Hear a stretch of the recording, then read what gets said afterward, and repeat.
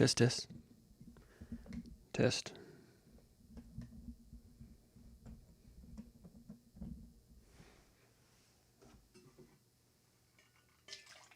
Look out.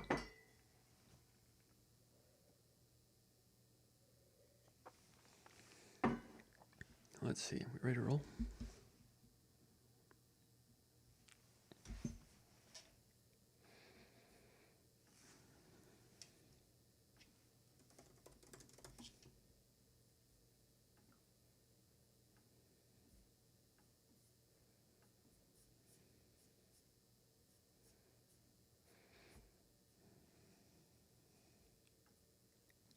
All right, everybody ready to roll? How we doing? Doing all right?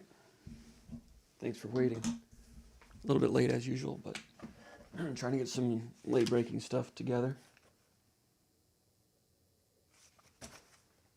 No breaking news, just trying to get some opinions down on some things.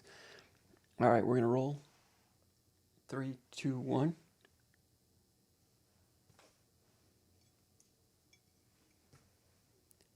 It is Thursday night, East Lansing, Michigan. Come on in, gather around, gather around, gather around. My name is Jim Comparoni, publisher. SpartanMag.com. It's almost the weekend. Get ready. Big basketball weekend for Michigan State. Big basketball weekend across the country. There's no NFL this weekend. I guess there's, 3 top 10 games? I heard that. I haven't checked it. But plus, I think Tennessee, Kentucky, are they playing this weekend? Auburn, Alabama. No, Auburn, Alabama played previously. Is it Kentucky, Alabama? And then Iowa State against somebody good in the Big 12. I should see, that's where I need notes to kick it off, to have some notes ready to go. But big basketball weekend, big college basketball weekend, big weekend in East Lansing. Your Michigan State Spartans will be taking on the Maryland Terrapins Saturday rematch. Michigan State defeated Maryland in Maryland a couple of weeks ago. It was very difficult. Rematch now 14 days later. Teams with identical records.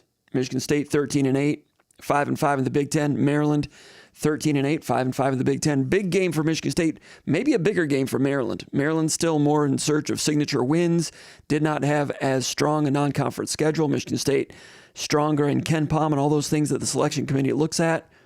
Would be a huge win for Maryland, an important win for Michigan State. Maryland's playing pretty well lately. They've won 4 out of the last 6. They beat Nebraska 73-51 last Saturday. They've had 6 days off. They will have had 6 days off playing Saturday to Saturday.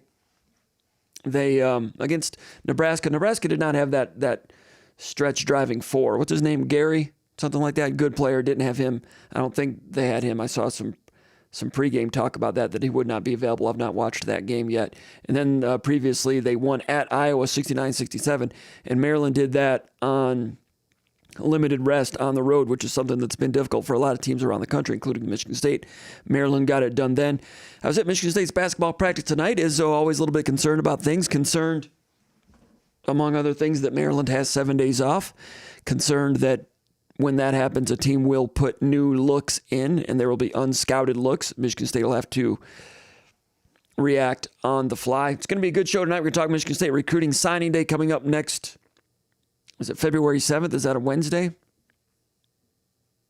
I think that is Wednesday. Yeah, Wednesday the 7th. That's the late signing day. Michigan State's still very busy in recruiting right now to try to add to that 2024 recruiting class. Got most of it done in December, like most teams around the country, but with a new coaching staff trying to put it together in a short period of time, they have some scholarships left over. Actually, I'm not sure they've got scholarships left over. You are allowed, when you have a new head coach, to oversign. I think you might be able to do that nationwide now, as long as you get to 85 by August. I'm not sure if that's part of the new coach rule. There's different rules if you have a new coach. Anyway, Michigan State still in on some players. They're going to get a signature from Jaylen Brown, the wide receiver from Texas. We talked about him last week. We will be talking about some of the others that have visited recently that Michigan State is going after, including some big defensive linemen, some key defensive linemen. Big Junior Day weekend for Michigan State this weekend. 2025. Michigan State's going to have dozens of players in this weekend. We will talk with Jason Killip about those recruiting issues and topics soon, probably in about 8 minutes. We will talk some recruiting, and we'll have a lot of fun doing that. We will take your questions. We've got questions here. I think I might have time to get through about 15 of them. Come on in. grab a beverage. It's almost the weekend. You have my permission to dip into the good stuff tonight. It's Thursday night, 9:22 p.m. Eastern right now. If you're watching on a replay, just do whatever you want. You're on your own recon. Getting ready for the game on Saturday, I would hope, and signing day next week. Hockey at Notre Dame this weekend. Hockey split with Minnesota, split with Michigan, playing pretty well against two very talented teams. Now they have to go on the road and play a team that they've already swept once. They need to go on the road and make that stand up if they want to win their first ever Big Ten Hockey Conference Championship. Big Ten Hockey's only been around for about 10 years. Michigan State going for their first Big Ten Conference Championship. Need to get two at Notre Dame this weekend to make that happen. Hey, give us a like here on the channel. Subscribe to the channel. Go to SpartanMag.com. We would love to have you as a SpartanMag.com subscriber. As always, subscribe for $1. Try it for a month. We know that you will like it. Those of you that are new subscribers, welcome aboard.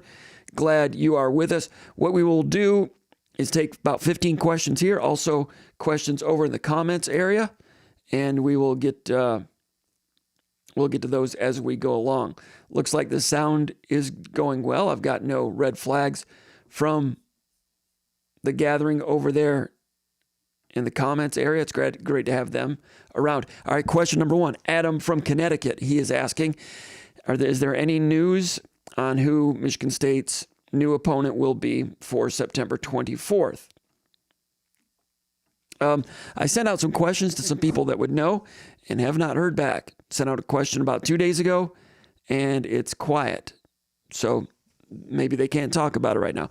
I'm expecting, a MAC opponent. Somebody said that Bowling Green is available, but I don't know if Bowling Green would have to, I'm just using them theoretically when I say this now.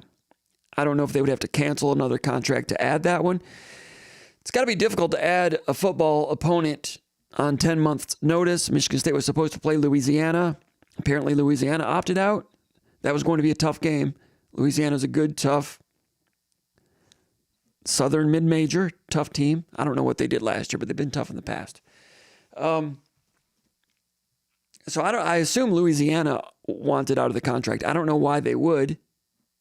I don't know what they've added in the place. Maybe some of you do. See, if I'm going to talk about something, I need to do the research before I start talking about it. These are examples, and these are reasons why I'm usually a few minutes late, because I'm researching some of those topics. But anyway, I have not heard specifically who Michigan State is speaking with. I would imagine it would be a mid-major, probably a MAC team, trying to get that straightened out. But long story short, I have not heard. And that needs to be straightened out real soon, I would think. And uncommon that Michigan State, that a Power 5 school like Michigan State would be bowling for opponents, juggling for an opponent at this late stage. Just 9 months out, 8 months out? I don't remember that ever happening before, having an empty date on the schedule in February. I don't remember that ever happening. So that's uncommon. And there's more to that story. We'll have to look into that to see who opted out and who was paid what to get out of that contract. I really don't know. There's more there. There's a lot of stuff going on with Michigan State football. That's an interesting story. I don't know that one yet. Good question, though. I would imagine there might be something that would... I tell you what, though. When a new opponent is added to the schedule, a lot of times it's breaking news from the athletic department. Usually they break the news. Rarely do we hear about it from leaks or whatever on the outside. It's usually the university breaking that without any leaks coming out. So that's going to have a big impact on the upcoming schedule, not only for the team but for fans.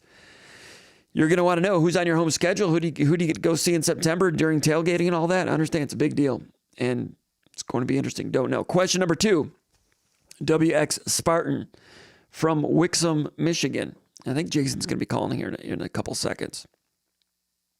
So we'll get to that question in a minute. WX Spartan asks, what do I think will be the most improved position for Michigan State football this fall based on coaching additions or roster additions, he asks. He says, my hope is Coach Mahalchik will work magic on the offensive line. We talked about this last week. We'll go over it a little bit again in a moment. First, let's go over here to the comments area. Thomas Kohlberg, he's first, and he's happy about it. He didn't say where he's from, though. Daniel Barry says, yo. Clark Merrier says, go green. Old Tuck, he is the bell cow. Old Tuck, he's coming in from Old Tuck from Austin, Texas, by way of Ludington, Michigan. He's in the starting lineup once again. Hunter says, go green. No Iris says, sup, cop. So we got some new people coming in, some new starters. We've not had these people as starters before, except for Old Tuck and Clark Merrier. Thomas Kohlberg, he'll be running the point. He's first. Don Barry, he's at the 2. Clark Merrier's at the 3. Old Tuck's down low. Hunter's the stretch 4. No Iris is the first man off the bench.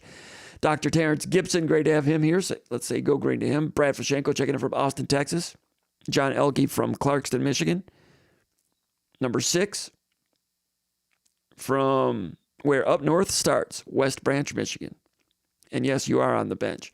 And yes, that's where Up North starts. We've gone over this before, and there will be a quiz on it at the end of the semester, going from west to east or east to west.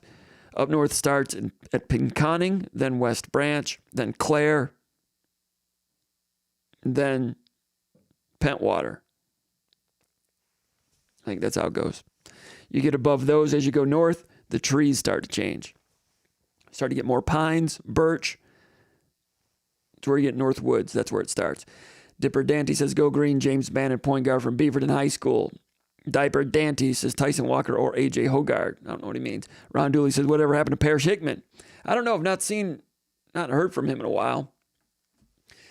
Haven't seen Chris Wyszynski in a while either. Peplowski's around. Of course, Steve Smith's around. Of course, Matt Steginga's around. Mark Montgomery, of course, is around. But from that group, Hickman ran into some legal problems. Everybody knows that. Did he transfer out somewhere? I'm going back to the early 90s on this, but I haven't seen him. Anyway, let's get to the questions while we're waiting for Jason to call. WX Spartan from Wixom, Michigan. Again, improvements. Where do I think there'll be the most improvements based on roster additions and coaching additions? Excuse me for that. WX Spartan is hoping for improvement on the offensive line, and that's possible. We've got some returning people coming in. I think Mahalchik is an excellent offensive line coach. Look forward to seeing what kind of player development he gets out of some of the returning players and the young players and some of the guys he's welcoming in, new ones. Left tackle, Brandon Baldwin is back. I tell you what, Brandon Baldwin's going to have to hustle to hold off Luke Newman. We talked about Luke Newman last week, transfer from Holy Cross. I really like his film. Hey, it's Patriot League. It's just Holy Cross. But the guy's got some size. He's got some quickness. And he does some good things. I don't think this is working. I don't think this is working. Hold on. It's not plugged in. Hold on.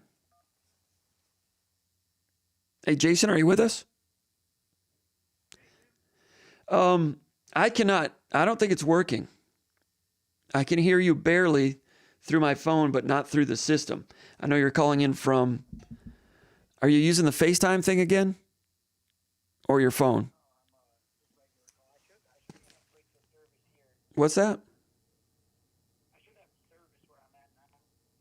Yeah, are you trying FaceTime or your regular service? Yeah, it's you can't call my number. You have to call the 616 number. Do you have the 616 number? Yeah, that's the one I called. Is it? Yeah, that's right. Yeah, we're on the air right now, but it didn't come through the system like it was supposed to. Yeah, try again. Call back. What's that? Yeah, call back again. I'll try again. Yeah. That's a little disappointing. Never had that before. We've had problems with it before, but never where it was coming through my phone rather than through the system. So that would be disappointing because we want to talk to Jason about signing day coming up on Wednesday. And Michigan State has a lot of junior day visitors coming up this weekend. Let's see what happens. No, it's not working. Hey, Jason, it doesn't seem like it's going to work. I don't think I got you on the phone, but it's not coming through the system. So I'm not sure why that is, but we're just going to go ahead and cancel it. And I'll just try to, I'll go over some of these things. I've got some information on these guys. Anything that you'd want to relay about those 4 guys? What are you hearing about? Things are looking good for Desmond Stroughton, do you think? Yeah, so the new staff hasn't extended an offer to him. No offer yet, right? He told me that Blue Adams has come by his school and then Jonathan did as well. Okay. All right, we're going to have to run. I'm on the air right now. We're going to have to run. Elijah Dotson, what are you hearing about Elijah Dotson? He's a guy that's probably leaning towards Michigan at the moment. Michigan State has makeup ground. He Okay. grew up rooting for Michigan State. Okay. And Michigan State had not been recruiting him much previously, right? No. All right, great. Hey, Jason, we'll try to get it together next week. We'll do a test when we're not on the air and try to figure out what's going on. All right? Appreciate it. Thank you. There was Jason. Jason does a great job covering recruiting for SpartanMag.com. His phone situation is a little bit different than others, so it's not coming through the system. My apologies about that. And we will get to recruiting here momentarily. Let's finish the thought here on improvements for Michigan State this year. Offensive line, that's what WX Spartan is asking about from Wixom, Michigan. It's possible. Mahalchik did a great job as offensive line coach at Oregon State. That offensive line was up for the Adams Award a couple of times. Did a great job with those guys. And I was mentioning Brandon Baldwin, left tackle, starter last year. But Luke Newman at about 6'4", quick feet, bends his knees, sturdy guy, mature guy. I mentioned last week, he reminded me of, well, I'm going to go back and watch some more film. Because the more I thought about it, he reminds me of some former Spartans. Fofanoti comes to mind a little bit. Luke Newman, the transfer from Brother Rice originally, out of Holy Cross. 6'4", doesn't have great height to be an offensive tackle, but I think he's a quality prospect there, and there's going to be a competition. Luke Newman at 6'4" might be able to move inside more easily than Baldwin, but there'll be a competition there, and Newman, I think, could have the flexibility to move inside. You've got Tanner Miller coming in from Oregon State, could be a center, could be a guard, knows the system, has some leadership ability. Dallas Fincher has played center this year in an emergency role. Is he good enough to be an everyday center, or does he move to guard, compete there? Not sure. Gino Vandermark coming back. Starter last year. He's going to be a junior this year. Should be coming into his own. Right tackle, Ethan Boyd. It's time for Ethan Boyd to really gain some traction and become a Big Ten tackle. So there's some individuals there that are pretty good. Second string, I'm not sure. Ashton Lepo, he's going to be competing. Christian Phillips came back, Braden Miller, Stanton Ramil, Gavin Brocious. Most of those guys haven't played at all. Lepo has played a little bit. So new coach, new faces there. Not sure what to expect with those guys. So if you're expecting improvement, I don't have anything tangible on film or otherwise that would forecast that other than a leap of faith and a very good coach. Influx of talent there with Miller and Luke Newman, that should help. As far as first-year freshmen, I'd have to go over the list again, but I didn't really expect any true freshman offensive linemen to get in there and bump any of those guys out. I think the people I just mentioned will be the primary ones. I'm interested to see Stanton Ramil. I thought that he had a lot of ability. Last year suffered an injury early in camp in August. If he's all 100% ready to roll, I will be interested to see what he looks like going forward. Other positions, maybe quarterback. When you look at Aiden Childs, all kinds of ability there. Michigan State at quarterback last year, Noah Kim kind of had the yips in the first 5 games, lost his job. Caden Hauser came in. Hauser was limited. The quarterback position was limited most of the year. Hauser played pretty well in a couple of games, but I would expect Childs to be better, even though Childs will be a true sophomore, be the same age that Hauser was last year, so that's all equal right there. So I think the quarterback position stands to be improved. And also the tight end position. I know Michigan State's losing Malik Carr, but he had some ability, had some talent, but there were some accountability blurry areas there in terms of being able to really rely on him in a lot of areas. You have Jack Velling coming in, the number 1 tight end of the year in the Pac-12. Good all-around, excellent all-around tight end. They really will utilize him. Brendan Parachek, true sophomore. I think he's got a nice future. And then beneath them, we've never really seen Jack Nickel or Mike Masunas play. You have Wyatt Hook coming in as a true freshman. I know Michigan State is losing Evan Morris. He was functional. And I know Carr had a lot of talent, but I'm expecting tight end to be improved. So those 3 positions, you're asking about offensive line. I'm thinking quarterback, tight end, and there'll be others. We'll talk about that more as the offseason develops. We got NJ in Northville. He says you've watched some Aiden Childs film. What are your impressions? Also, question 3A from Mullen Labe from Gladwin, Michigan. This is Jim, Gladwin, Michigan. He says, Jim, you posted a video of Childs the other day, and we're quite excited about what you saw. Can you give more analysis and breakdown? All right. That film that I posted was from the spring game from Oregon State last year. And what was impressive about that is Aiden Childs, at 6'4", mobility, just strong arm all over the place, effortless, strong arm. I'm just curious to see whether this will work. So I'm going to change gears here for a second. I'm going to welcome people to call the show just because I'm curious to see whether that was a problem on Jason's end.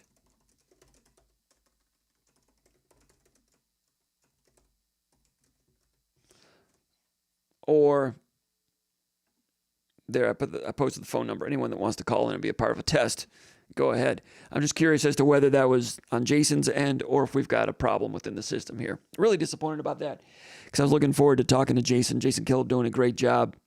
Recruiting anchor for SpartanMag.com. Jake Laskawa, intern, SpartanMag.com. Noah Sprunger, also intern, SpartanMag.com. And also, big movie, Ron Armstrong, unable to have him on the show tonight. He's busy, but we will have him soon. And the cast of thousands over at SpartanMag.com. We'd love to have you come over there and become a subscriber if you're not already. So, we were talking about Aiden Childs. Now, the thing about Aiden Childs, mobility at 6'4". First of all, when 6'4" runs around, sometimes it can look a little awkward. He does not look awkward. Moves around real well. Arm, all kinds of arm, zip, and efficient with the release, accuracy. And that was in the spring game. I didn't see the entire spring game, but that's after 14 practices. It's uncommon for a true freshman enrolling mid-year, going through spring semester, to look good in a spring game. Here's the test coming in now. Call from Ron Dooley. To accept, press 1. To send a voicemail, press 2. All right, I'm going to. Call from SpartanMag. To accept, press 1. To send a voicemail. Hey, thanks for calling in. It didn't really work. I'm going to turn my phone off. Is this Spartan MD? Hey, how are you? I'm just trying to help you. Thank you. Appreciate it. Yeah, you're not on the air right now, but I appreciate you. So the test the test gave us some information. It's failing everywhere. I'm just going to try to start over, but thanks for calling, and I'll take that down. Thanks for watching. Appreciate it. Thank you. All right, so not sure what's going on there. I'm going to just do the old-fashioned turn the thing off, turn it back on, and see if it works, and then we'll do one more test. Hey, you're honest. It's primitive here at SpartanMag.com. Sometimes we think we're kind of solid with the ability to take phone calls, which is what we built this to do. But it's the first time we've had this type of problem, and as you guys know, when little problems like this creep up, it makes me really angry. But I appreciate those 2 calls that we just got. We will. We'll put that. Well, the number's up still, but give it a second for the phone to reboot. Sometimes that's the extent of my technological abilities. So now the phone is working again. So go ahead, give us another call. We'll test it one more time. And if it doesn't work, I won't be sure what to do. I'll be very upset. I'll be sad also. So with true freshmen, so go ahead and give us another call. We'll run one more test. True freshmen playing in a spring game, usually their head scrambled and they don't look as good as Childs did that day. I didn't see every single one of the reps, but he was making the type of plays that Very good for a true freshman. I mean, those of you that may have watched Texas spring game last year with Arch Manning came in with all kinds of hype. Not his fault. He didn't ask for the hype. And he really struggled in the spring game. Aiden Childs played a lot better in the Oregon State spring game. That's just step one, but looks pretty good. Now, he just seems like he's ahead of the curve. Still have to watch more in terms of accuracy and read progression and those type of things. But when you look at Aiden Childs overall last year, played, 8 or 9 games, and his numbers very efficient, 24 out of 35. That's 68.6%. 309 yards, 4 touchdowns, no interceptions. And he got into games first quarter, late first quarter, second quarter quite often. And they often scripted him to get on the field the third or fourth series of the game. Let's hope this works. Call from Does work. Ron Dooley. to accept, press 1. To send a voicemail, press 2. Hey, Ron Dooley, how you doing, man? You are live on SpartanMag. Good. Can you, good, Comp. How you doing, bro? Really good. And I did I just turned the phone off, turned it back on, and now it's working. So it's just one of those simple resets. So we're not going to get Jason because he was at a remote location. I'm not sure I can get him to call back right now, but I'm glad to see that it was just the phone needed to be reset. And you're on the air, man. What do you want to talk about? Yeah, so, hey, first of all, Wyszynski's in Virginia, Is just he? so you know that. Okay, that's good You to had know. said, where's Parrish Hickman? And you said something about Wyszynski, so. Yeah, and he was back with the whole reunion thing with Izzo and those guys back in the fall. So Okay. he's good.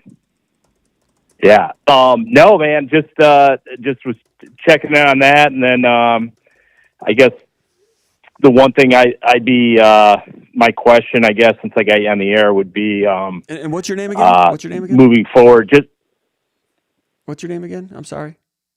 You still there? yeah, Ron Dooley, but Okay. the bang stick on SpartanMag. Okay. All right.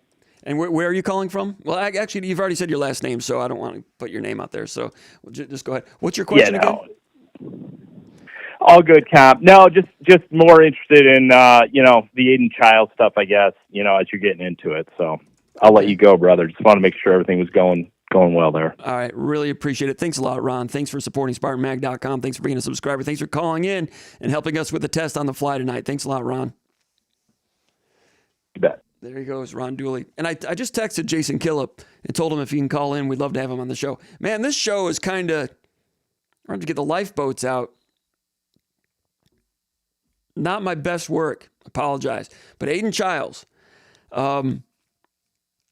last week 2 weeks ago, we had a story from Jonathan Smith. I went over to the high school coaches convention in Lansing. He spoke to coaches at the state of Michigan over at the Lansing Center. It was a really good address, in my opinion. And I spoke with some other coaches, and they agreed.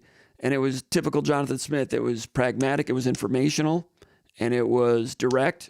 There was no fluff, and that's who he is. And he was hoping that some coaches would get something out of it.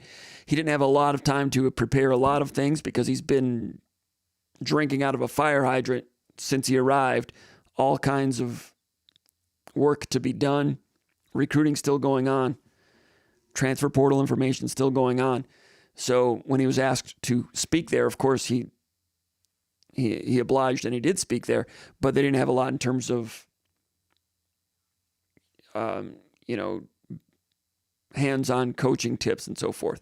However, he did have a PowerPoint presentation prepared, and it was based on things he was talking about, some of his favorite quotes. So it's something he prepared or he had prepared. So he put some thought into it. He just didn't grab a microphone and wing it. He had an outline of things, and he was pretty good, and coaches liked it. Anyway, one of the things he talked about, and we wrote about that article at SpartanMag.com 2 weeks ago. If you're a subscriber, you saw it. If not, you can subscribe and go back and check it out.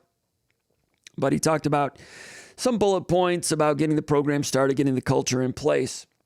And one of the things that he likes to do through the course of the year and into the season, is he likes for second stringers to play at least 12 snaps a game, or words to that effect.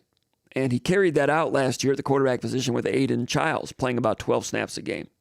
He thinks it's great for the morale. It's great for team development. It's great for a rainy day in case there are injuries. If someone has to go in, they've been in before. Now, that sounds good, but can you do it without hurting your game day situation on that particular day? Call from Jason Killop. To accept, press 1. To send a voicemail. All right, there's Jason Killop. Jason, we got it working. I appreciate you calling back and coming back to the show. Basically, I just turned the phone off, turned it back on. Now it's working. But I appreciate your patience, Jason. Ladies and gentlemen, his name is Jason Killop, recruiting anchor for SpartanMag.com, covers recruiting for SpartanMag.com. Part of the On3 network. Jason does a great job for us, and he really has had his ear to the ground in terms of Michigan State recruiting as the 2024 cycle comes to an end next week with the late signing period and into 2025 with a key junior day to kick off in earnest the 2025 recruiting calendar. A lot of visitors coming into Michigan State this weekend. It's great to have Jason with us. Jason, how are you doing today? Good. I'm glad to be on here. I'm glad we got everything working. Thank you. All right. Signing day, Wednesday. Michigan State right now, the recruiting class is ranked, I think, number 44 in the country by On3. I'd have to check it. You know, when Jonathan Smith was hired, I threw the number out there that if they could have a top 50 recruiting class, 49 or better, I thought that would be a really good recruiting effort based on having only 3 weeks to put a class together, based on bringing in a coach from another part of the country. It was one thing when Mark D'Antonio was hired in 2006, but he had about 8 weeks to put it together because there was no early signing day back then when D'Antonio was head coach. Secondly, D'Antonio was coming from a mid-major within the region. Cincinnati was a mid-major at that time. So there were a lot of Ohio players, Michigan players, and others in the Midwest that Cincinnati had been in contact with. But to quote Mark D'Antonio, there were players that were just kind of above the Cincinnati level, players that Cincinnati could not aspire to sign when they were at Cincinnati. I think, Greg Jones comes to mind. I think he was in that first class. Chris L. Rucker, and there were some others that they couldn't get at Cincinnati, but they could get them at Michigan State. So to go from Cincinnati to Michigan State, that was easier for D'Antonio to hit the ground running recruiting-wise. Jonathan Smith had less time and less boots on the ground in the Midwest, but he got it done. And I've said for years that it means something to have a top 10 recruiting class, and that's been well documented nationally over the years and in recent years. It means something to have a top 15 class. It means something to have a top 20 class. It means something to have a top 25 class. I've long said that anything between 26 and 45 in terms of recruiting class, I can't personally tell the difference between number 26 and number 36. They look the same. Similar to when you look at football rankings during the season in October, you see the AP top 25, and then you see, about 15 schools underneath also receiving votes. And those of you that are football fans can look at the teams that are also receiving votes, and you would probably agree there's not much difference between any of those. But they're all doing a pretty good job. They're having a pretty good season. For most programs, by most standards, solid teams. That's what I think recruiting rankings are from 26 to 45. That's also receiving votes. That's solid. You can work with it. You don't want to be in that category every single year, but if you have one of those and then some top 30 classes, you can do what Mark D'Antonio did. You do not want to have a class that's ranked number 68. That was John L. Smith's first class. And it's happened a few times around here, and you've seen it happen a lot at Northwestern, Indiana, and Minnesota. It happens occasionally. Illinois. You don't want to be there. You want to be in the top 45. With Michigan State and everything that they went through, with Jonathan Smith, 3 weeks on the job, coming from a different region, I thought top 50 would be difficult to achieve.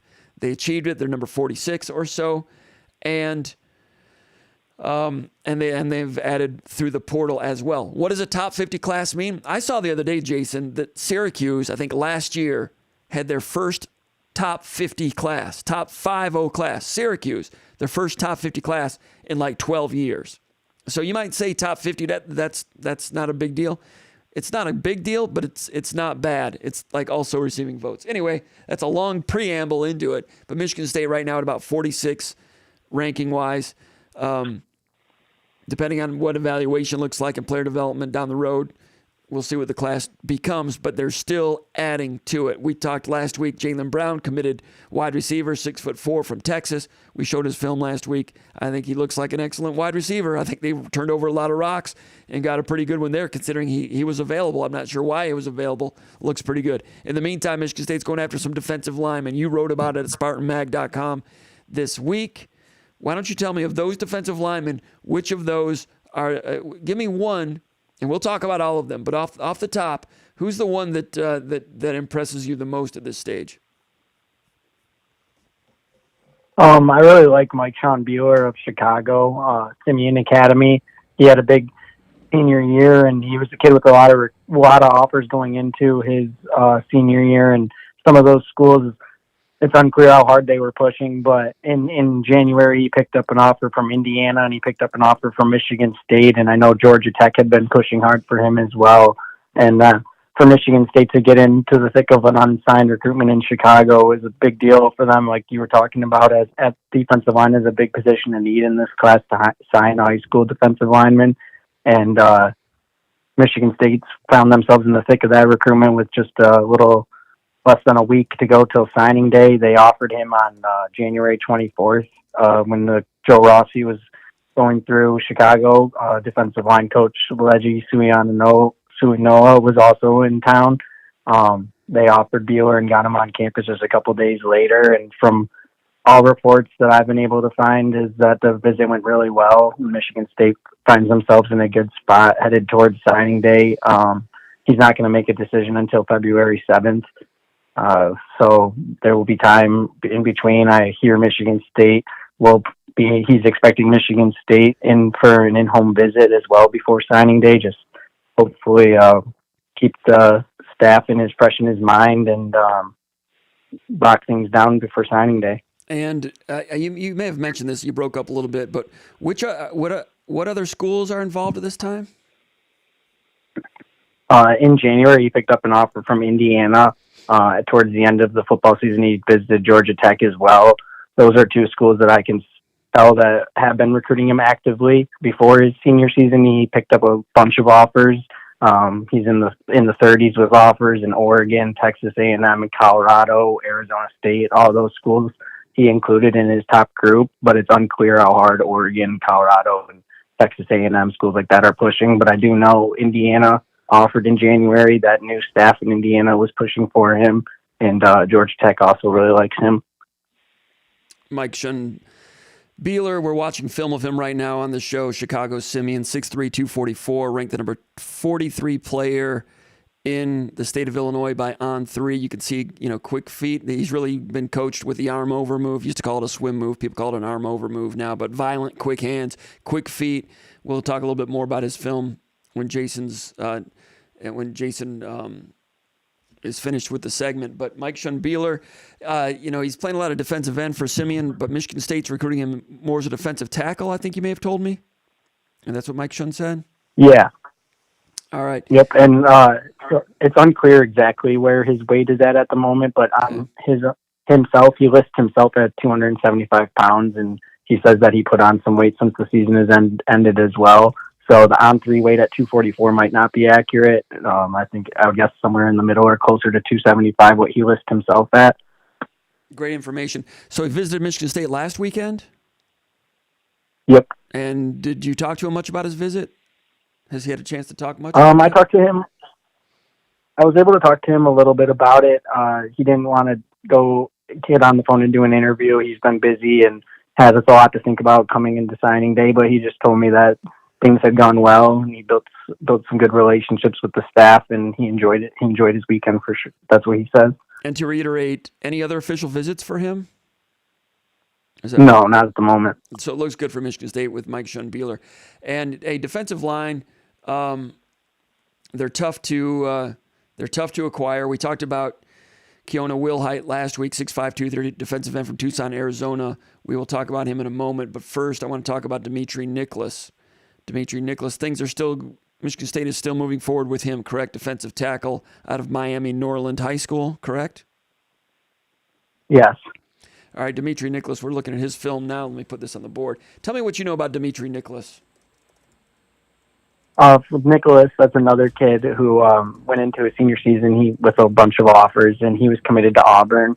I don't have exact specifics on this, but Nicholas did a interview with Auburn Live writer Jeffrey Lee, who covers Auburn recruiting, and in that article, he said that he had academics that he needed to clear up, and he needed to upload all of his transcripts into the system.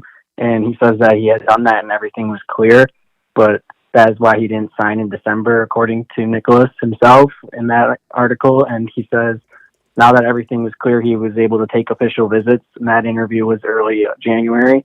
And from his social media and from talking to high school coaches in the area as best I can, he hasn't taken any other official visits other than Michigan State.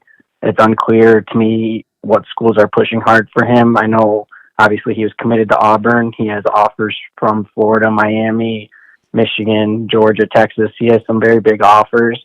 I'm not exactly sure which of those schools had been pushing hard for him up until those transcripts errors that he was talking about. Best I can. His recruitment kind of went under the radar up until recently, and according to him, everything's all clear now, and he's able to sign with a school of his choice on signing day, and that's what his plan is to wait until signing day for that final decision. From what I've been told, things look well. He really enjoyed his trip to Michigan State as well. Michigan State would like to add 2 defensive tackles. It's like we talked about how that's a position of need, and both these guys would be plus additions this late into the process for sure. I would agree. This guy, Demetrius Nicholas, looks really good to me. I mean, he looks like a type of guy that you're fortunate to get in on at this stage. You mentioned he'd been committed to Auburn earlier, had some academic snags. Any other schools that Michigan State's having to bat away to try to get him at this point? Who would be who are they recruiting against? I'm not exactly sure on that. Like I said, it's with the academic thing. I think some of the schools that had been recruiting him and liked his talent may have found other targets in the meantime and moved on past him. I'm not exactly sure. I do know he holds very strong offer lists, lots of very good programs on his offer list. But like I said, I'm not sure which of those ones would be reaching out to him at this moment. Yeah, I'll go over his film here in a minute. We're showing his film right now. And the deal there is, because of the academic snags and being late, most other schools are full right now. So Michigan State being out there, being resourceful, getting in on Demetrius Nicholas, 6'3", 295, former Auburn commitment, ranked number 110 in Florida. Naturally big, has some size to him and some lateral quickness that goes with it. We'll be breaking that down further. But when I watch him, I'm like, okay, this is a good defensive tackle, good, solid defensive tackle prospect. 6'3", like I said, has some quickness, 295, good enough initially to draw a lot of interest in the commitment from Auburn. You see some quick feet. You see him with some shock when he two gaps. He's got some physicality to him, a lot to work with. All right, I'm like, okay, let's just talk about 2024. That's this year. That's his recruiting class. Who in the state of Michigan, we'll just talk Michigan, is like this guy this year? And I don't know, maybe there's somebody out there we don't know about. I'm talking about guys that are seniors right now, graduating, that'll be freshmen next fall. I looked at the On3 top 50 in the state of Michigan and other websites, top 50 in the state of Michigan. There's not many defensive linemen in the top 50 at all. I mean, Brandon Davis Swain is an edge stand-up guy from West Bloomfield High School going to Colorado, was originally committed to Notre Dame, but that's a stand-up, hey, 6'3", 260. He's an athlete. He's good. He's been a 4-star all along, but he's not a defensive tackle. Defensive tackles are hard to find. And that's one reason a few years ago I thought that Derek Harmon was vastly underrated at number 27 in the state of Michigan, just because there was nobody else in the state of Michigan in that category. The football gods do not make many 6'3", 300-pounders that can move their feet and have strength like this. This guy, Demetrius Nicholas, is in that category. Looking at the state of Michigan, looking in the rankings for this year's seniors, you have to go all the way down to number 25 to find somebody that kind of has defensive tackle size. Now, again, there might be some players we don't know about that end up at Ferris State and end up at the NFL. I'm just going by the current top 50. Number 25 is a defensive end from Sault Ste. Marie named Callan Campbell, 6'4", 240. He's going to Northwestern. I've never even looked at his film. But you have to go down to number 43 to find another defensive tackle-sized guy. And that's Javon Thomas, 6'4", 240, from East Lansing High School. He's committed to Eastern Michigan. My point is, this is a rare commodity. There are not many guys, not many football players. There's 6'3", 300 that can move like this. For Michigan State to go outside of the region, find this guy down in Florida, bring him in, have him visit. He likes the visit, and it looks like Michigan State's got a good chance to get a commitment from him. That is solid, resourceful, pragmatic recruiting.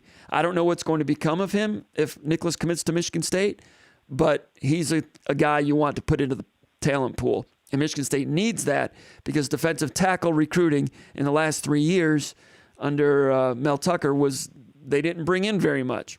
Alex Van Sumeren was injured last year. He's got a chance maybe to start, getting on a developmental path next year, but they have not recruited real well at defensive tackle.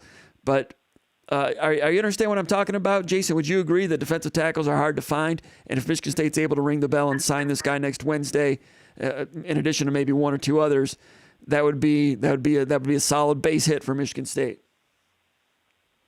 No doubt. And it kind of speaks to what you were saying when we first started this call. It's the staff as they've arrived in East Lansing have met each check mark where, like you said, a top 50 class. And one of the things that I've been preaching is that they got the number of kids in this class up to 20 of quality kids. And those things are hard to do, and to turn over rocks and find a pair of defensive tackles and put yourself in the mix of things in just a week. And those are impressive moves, and they're checking off the boxes step by step of everything that you would like to see so far. All right. Also, just to go along with some more comments about defensive tackle recruiting, I haven't gone over the entire Midwest, but I went back and looked at the state of Ohio.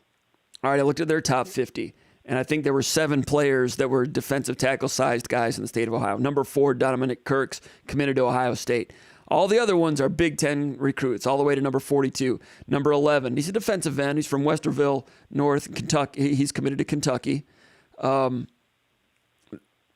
would be, and that would be Brian Robinson. Number 19 is a player we're familiar with, defensive lineman Francis Braywu, 6'3", 280 from Columbus Worthington. Michigan State tried to flip him, ended up signing with Pittsburgh. Number 19 in the state of Ohio. Not many defensive tackles out there. That's my point. Number 20, Ted Hammond, Cincinnati St. Xavier, 6'4", 265, committed to Michigan. Number 28, this is in Ohio. This is defensive tackles in Ohio. Demetrius John, number 28 player in Ohio, 6'3", 255, Westerville North, committed to Illinois. Number 41 in Ohio, Troy Regovich, 6'5", 240, Lakewood St. Ed's, committed to Northwestern. Number 42 in Ohio, Angelo McCullum, 6'2", 260, Pickerington North, he's committed to Illinois. That's it in terms of defensive tackles in the state of Ohio. In the top 50 players in Ohio, there's only 6 or 7 defensive tackles. And they're all Big Ten commitments. They're all Big Ten recruits. There's not many of them, and it's competitive to find those guys. And Dimitri Nicholas will be an interesting one to keep an eye on if Michigan State's able to get him next week.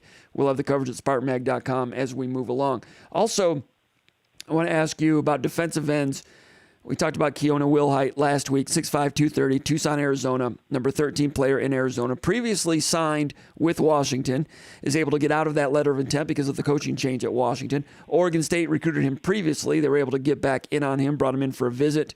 And what other schools have been moving into in contention with Keona Wilhite?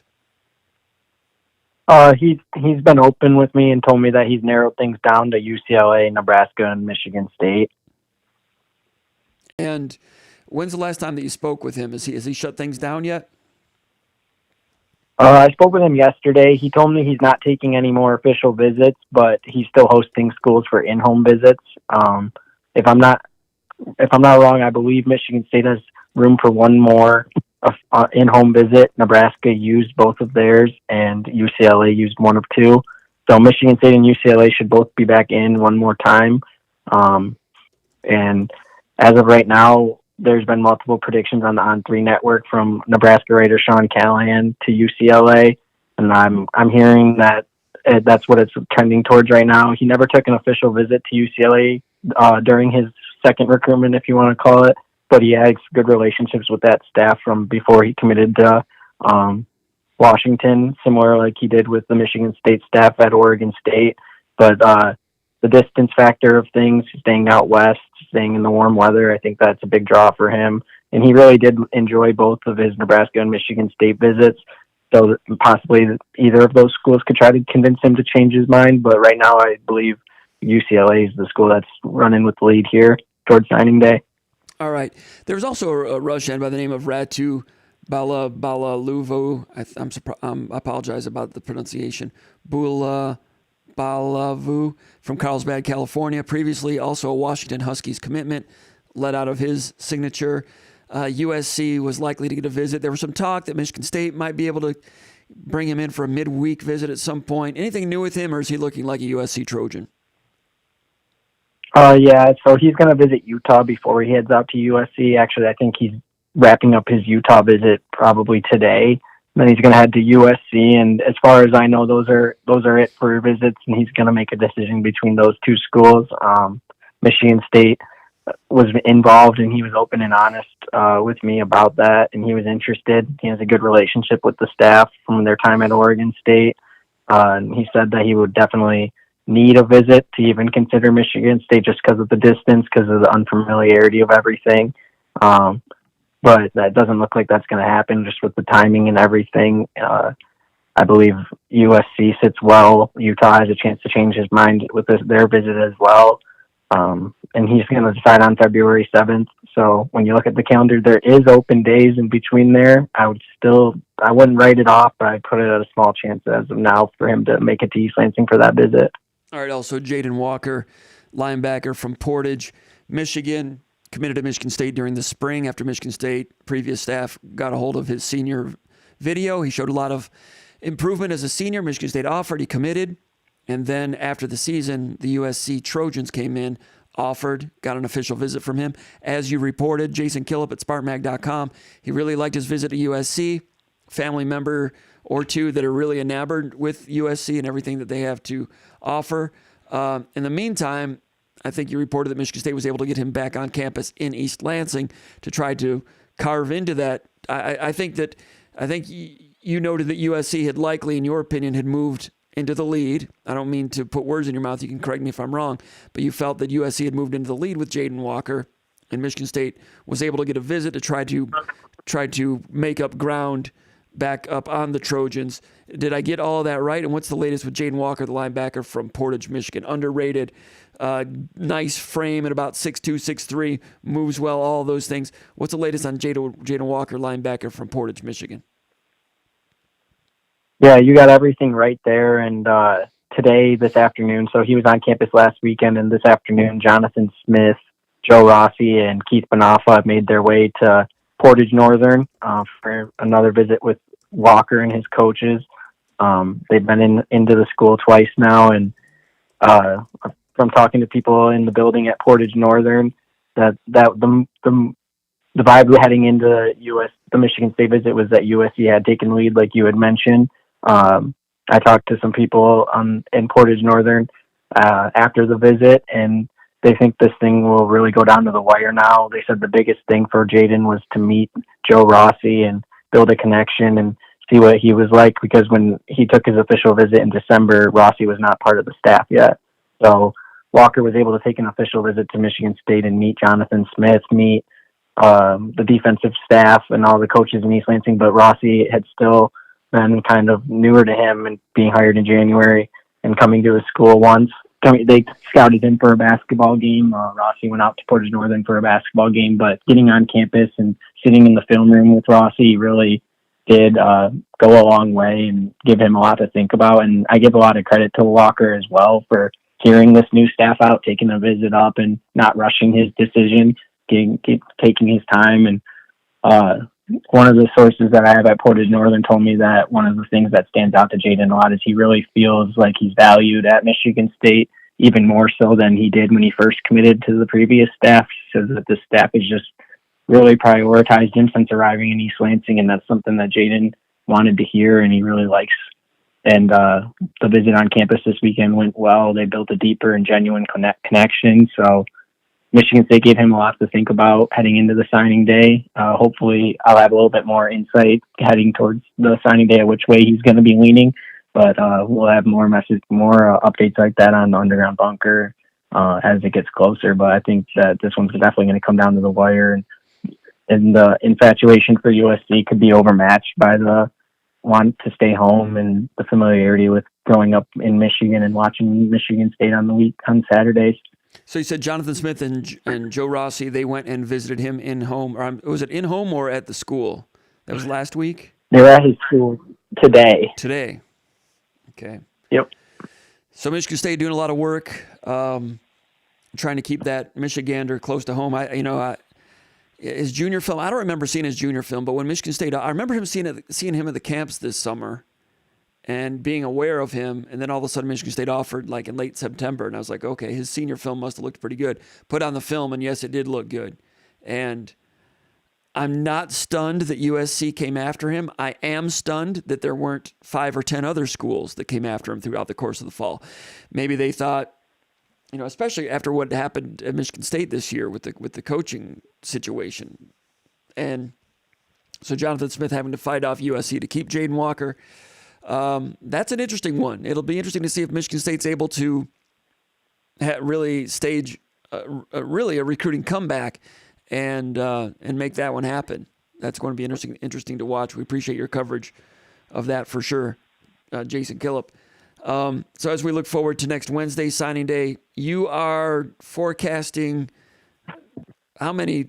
What's your gut feel? How many new signatures for Michigan State next Wednesday? 3? Is Jaylen Brown the wide receivers in Texas?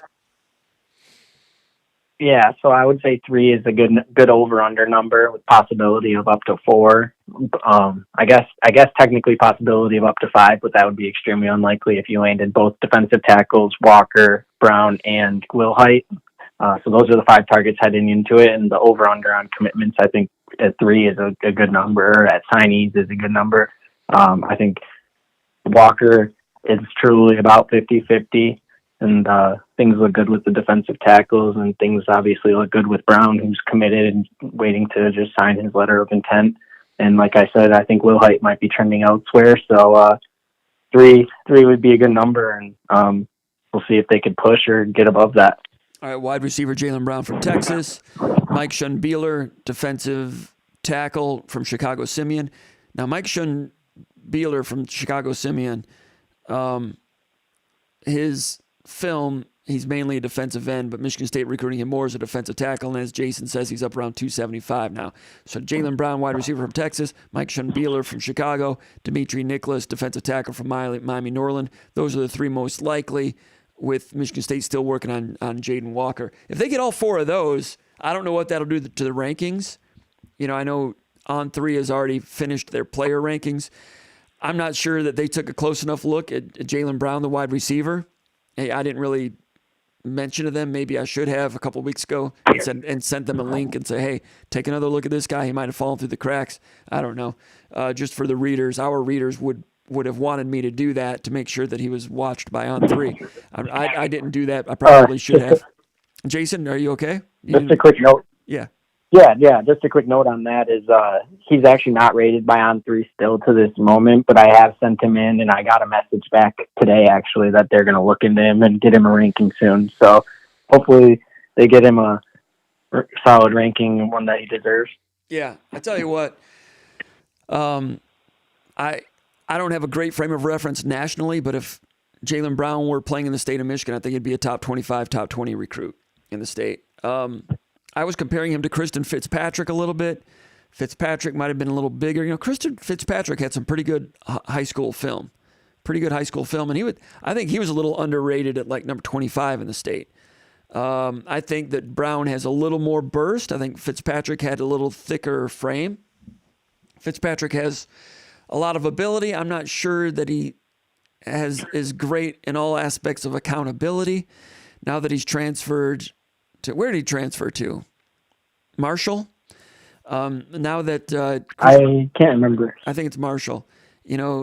Maybe he thought he'd get more in the portal this time. It's the second time in the portal. For his sake, maybe he will become more committed and more and apply himself more. But Christian Fitzpatrick had ability. Jaylen Brown has ability. Christian Fitzpatrick was kind of a 3-star, a solid 3-star, and I thought he was underrated at that. I think Jaylen Brown is a solid 3-star, maybe underrated at that. So Michigan State, I thought, did a good job overturning some rocks in Texas, getting in on him. So if Michigan State, if his ranking goes up, Beeler is, number 43 in Illinois, Nicholas, number 110 in Florida. These are solid 3-star type of guys. They get those guys and Walker. I wouldn't be surprised if the ranking creeps up to number 42, 41 for what that's worth. That doesn't mean everything, but that would have been more than I would have expected on Thanksgiving Day week when Jonathan Smith was hired. That's an excellent all-around recruiting effort, in my opinion. That does not guarantee that every single one of them is going to become all Big Ten players. They certainly will not. But in terms of setting your first building block and feeding into the talent pool of the roster overall, I think it's a good job, especially trying to end with these 3 or 4 players down the stretch. Would you agree with that? Yeah, for sure, definitely. All right, so we've got a junior day coming up. You had a really good, interesting, comprehensive story about it at SpartanMag.com earlier this week. Some interesting players coming in, some 4-stars from the state of Michigan, a 4-star from Ohio and some other 3-stars, and then several dozen others from the state of Michigan. They've been really busy in getting invitations out for this junior day, and the interest that they've gotten from a lot of juniors has been excellent. Now, all of these juniors are not going to get offers from Michigan State, but Michigan State is establishing relationships with them. I assume this is probably a good sign for what they're going to be bringing back to camp. I've not spoken with the coaches yet. I assume they're going to have a camp or 2 this summer like most programs do. So this becomes part of the key players that you'd bring back to camp. You look at them a little bit more. You watch them in the fall. A lot of guys will get offers. A lot of guys will commit in the summer.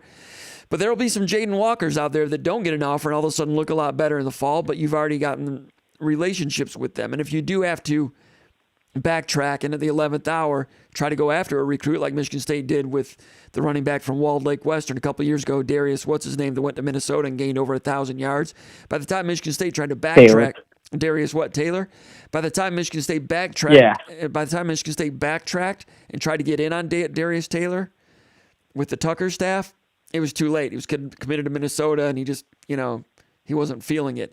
But if Michigan State had him on campus for junior days and at camp and given him all kinds of attention, it's a lot easier to get in on those guys and later, which allows you to avoid mistakes.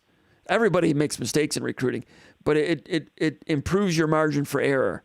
And when I see, 30 or 40 players coming in for junior days, they're not all going to get Michigan State offers, but it establishes relationships, and it reminds me of the D'Antonio era, and then some, even more, even deeper. But we're not going to talk about everybody, but let's talk about 3 or 4 or 5 guys coming in for the junior day this weekend. Who catches your eye? What are some of the important ones coming in? For sure. And one thing that I just kind of thought of now as we're talking about it, and I gave you a list of a couple guys that I want to talk to, but some of the guys that weren't on that list that I think are worth noting for sure is guys like 4-star offensive lineman Avery Gash and 4-star defensive back Elijah Dotson and defensive end Xavier Newsome, guys that have Michigan offers. This weekend will be Sharon Moore's first junior day in Ann Arbor, and a lot of these guys I've double checked with them throughout this week to be sure that they're going to be in East Lansing, and they will be. So those are guys that are high priorities for Michigan coming off a national championship, and they're choosing to be in East Lansing over Ann Arbor for this junior day weekend. And then as we enter next week, you get into a dead period, and there's a 2-month gap where you can't take visits. So a lot of these guys are choosing to be in East Lansing and check out Jonathan Smith and what they have going on, instead of going down to Ann Arbor and checking out Sharon Moore's first junior day. So I think that's worth mentioning, at least with all these in-state recruits coming to campus. Sure. The 2025 recruiting cycle is just starting. I should know how to pronounce it, but I don't know how to pronounce it. It's Avery Gash. I always thought it was Gak, but I don't know. Gash. All right, I've seen his film. Yep. I know his game. I don't know his name, but we'll be knowing his game. We'll be knowing his name real soon. Offensive lineman. Birmingham Groves, correct? Yeah. And 4-star recruit, number 2 player in the state of Michigan, and number 2 player in the state of Michigan, number 207 in the nation, 6'5", 270, Birmingham Groves. He's a junior there right now. He will be a senior next fall. He'll be a big part of the recruiting battles next year for Jonathan Smith and Sharon Moore at Michigan and others. And Avery Gash, his parents were Michigan State graduates. I'm sure he grew up in a Michigan State household, but I'm not sure that he or they were enamored with the previous coaching staff, and Michigan was able to get a foothold, as were some others. The coaching change with Jonathan Smith and Jim Mihalchik coming in as offensive line coach, from the outside looking in and from people I've been hearing from, puts Michigan State squarely back into the mix for Avery Gash. And you can see that by the fact that he is planning to visit Michigan State this weekend for the signing for the junior day. I'm sure he's curious to get to know the program better and better, and it begins this weekend. He's a big timer. He's an offensive lineman. He's got Spartan roots, and Michigan State's going to try to put on a good show for him, and not just a show, but just a good, solid, pragmatic meat and potatoes type of situation at Michigan State. I think there's a lot of people that would appeal to. What are you hearing about the Avery Gash recruitment right now? Anything new with him? Yeah, I think you summed it up really well there. And when I met with him at the Rising Stars recruiting event down in Detroit earlier this offseason, he was really open with me about his recruitment and what he feels with Michigan State. And he's really interested in getting to know this new staff. And one of the things that he mentioned to me is he wants to make a summer decision. So he mentioned to me that he'll never be able to see this staff on the field before he makes his decision. So these visits will be really key to him building these relationships. And it's something that he was excited about when I spoke to him. Michigan State had just recently offered, and they were starting to show even more interest as time went on. And he was excited about that. I think Michigan State, it's a competitive recruitment. They have a lot of work to be done to make up ground, but he's open to it, and it's something that he's definitely excited about, interested in. So this visit this weekend will be key, and if it goes well, you get him back on campus in the spring, and you just keep building those relationships until his summer decision. I know obviously Michigan sits very strongly with him. Wisconsin's a school that he's mentioned. Georgia, he's mentioned. There's tons he's over 40 offers, so he'll probably get to some of those other visits in the spring as well. And it's a very competitive recruitment, but as of now, he wants to make a decision in the summer. And I think both in-state schools have work to do, but a good chance to keep themselves right in the top of the list for him. Good old-fashioned recruiting battle for Avery Gash, offensive lineman, Birmingham Groves. When you look at the top 10 players in the state of Michigan, currently the top 11, I'm counting 3, 4, 5, maybe 6, maybe 7 maybe 8 are going to be on campus this weekend. Avery Gash, and also Xavier Newsom, a tight end defensive end from Detroit King. He's number 3 in the state. Number 6 in the state, Elijah Dotson from Belleville, athlete, 6'1", 170. Number 70 in the state, offensive lineman Darren Stray from Paw Paw, Michigan, 6'6", 295. Good year for offensive linemen in the state of Michigan this year. Number 8 in the state of Michigan, Desmond Stratton, safety from Roseville, 5'11", 180. Number 9 in the state, Willie Fletcher, defensive end from Detroit King, 6'3", 225. Is Willie Fletcher, is he on the junior day list this weekend? I think he is. And also, he's number 9. Yep, it'll be his first visit as far as I'm aware. Number 10, wide receiver Deshaun Lanier, Chippewa Valley, 6'1", 165. He's a Detroiter too, I think. And number 11, Antonio Johnson, offensive lineman, Orchard Lake St. Mary's, 6'7", 295. He has offers from Penn State, Purdue, Maryland, West Virginia. These are, the top 11 players in the state of Michigan. And however many I just mentioned, 2, 3, 4, 5, 6, 7, 8. Eight of the top 11 in the state of Michigan will be at Michigan State's Junior Day this weekend. Michigan's having a Junior Day as well. But of that list right there, we mentioned earlier, Elijah Dotson is a guy that's been considered a Michigan lean for a long time. Might end up a Michigan commitment, who knows. But there's some interest in players around the state of Michigan, interest and checking out what's new at Michigan State, the new facilities, the new coaching staff, the new vibe, the new culture. There is interest in state. And you mentioned Elijah Dotson. Did you tell me that he grew up a Michigan State fan? Yep, that was one of the things he mentioned to me when I interviewed him. Yeah, was that he grew up a Michigan State fan, a big supporter of the Michigan State program, and was kind of bummed when he wasn't being recruited in the past. So he was excited when they offered. And we're hearing that a lot, are we not? About, Yeah, a lot. in-state guys glad to be being recruited.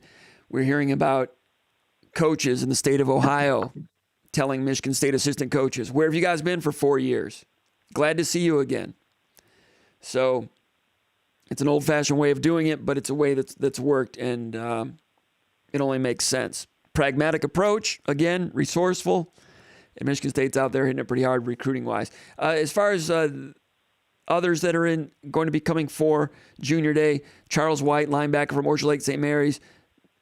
He's got a Michigan State offer. Wide receiver from Orchard Lake St. Mary's, also guys that you've spoken with over at SpartanMag.com.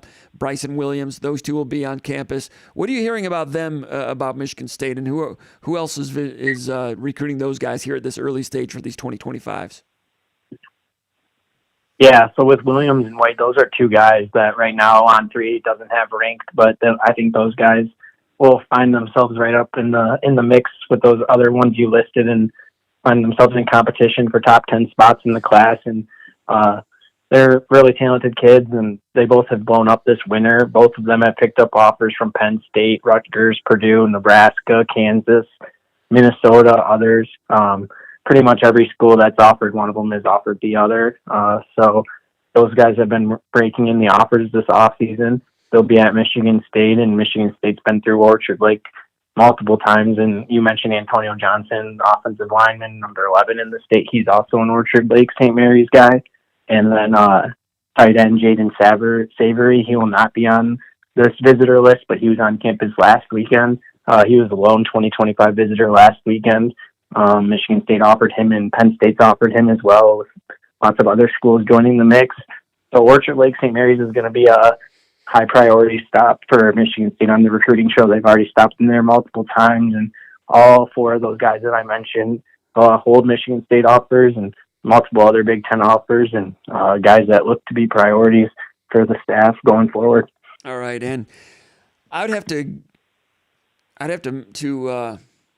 compare it to other seasons, but you're looking at state of Michigan. By my count, I don't know, maybe more than 15 players already have Power 5 offers, maybe more. It always grows to about 30 or so. But I've not heard people talk about whether this class is how it ranks compared to others, other seasons. But I don't know if there's, like, other than the quarterback position, there might not be a lot of 5-star talent, but in terms of high 3-star and 4-star guys, with this many offers, seems like a strong year in the state of Michigan. We're talking about 3 guys from Orchard Lake St. Mary's with Michigan State offers already, 2 of whom are not in the top 15 at this point, and most of those others in the top 15 are getting Big Ten offers. Looks like a strong year in the state of Michigan. Have you heard that from other people that follow the state of Michigan closely? Is this supposed to be a strong year in the state of Michigan? Yeah, it is. It seems like it's a really deep year at the state of Michigan. Deep is a good word for it. Exactly, and with positions, multiple positions as well. Like you mentioned, offensive line is a strong position in state, and that's always a good thing. Linebacker, defensive linemen, defensive backs, wide receivers. Those usually defensive backs and wide receivers, those are pretty common, but it's spread out among multiple positions too, and it is a very deep class. And another guy that we haven't mentioned yet who will be on campus this weekend is Jace Calizo of East Lansing High School.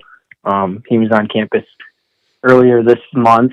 When he was on campus, he was the lone 2025 visitor that day, and I think it was a midweek visit. He'll be back again this weekend for another visit, 2 in 2 weeks. And USC's offered him this offseason, Wisconsin, Pittsburgh, and others. He's also not ranked yet. So that's another guy that I'm sure will be joining that top 20, top 15, maybe even top 10 list of top players in Michigan. So, and you're talking about a running back from East Lansing High School has offers from Wisconsin and USC, right, Calizo? And I think Harlan Barnett offered him. He was the guy that Harlan Barnett offered him last fall, right? Or was it did he have a brother? It's Calizo, right? He was an underclassmen running back. It was him. So Michigan State is considering considering reoffering him. They're evaluating and those type of things. In the meantime, they've had him on campus. They did reoffer. They did reoffer. Okay. So, yeah, it's a safe assumption he's going to be a high 3-star at least, with offers from Wisconsin, USC, and Michigan State once that film gets out there. Hey, Junior Day is going to be interesting. Also, in terms of Ohio players, Grant Bierman, linebacker from Westchester, Ohio, Lakota West, offers from Michigan State, Pittsburgh, Duke, Minnesota, Indiana. I think he's a high 3-star. Or is he a 4-star? Is Grant Bierman a 4-star? It's like a high 3-star, right? He has a teammate that's a 4-star, right? Yeah, he has a teammate that's a 4-star. On3 hasn't ranked Bierman yet. Okay. And also defensive lineman Dior Garner from Canton McKinley High School, 6'4", 245. No Michigan State offer yet, but he has offers from West Virginia, Kentucky, and Michigan. So some interesting Ohio guys will be on campus, and a slew of other State of Michigan hopefuls that'll be on campus. It's going to be interesting when you cover the Junior Day and you hear back from them. How difficult is it to entertain a group that is that big? Now, I've got to assume that there's going to be a tier. I mean, you've got to roll out the red carpet for Elijah Dotson, Avery Gash, Xavier Newsome, these type of guys. And meanwhile, you've got some others that might not be likely to get offers.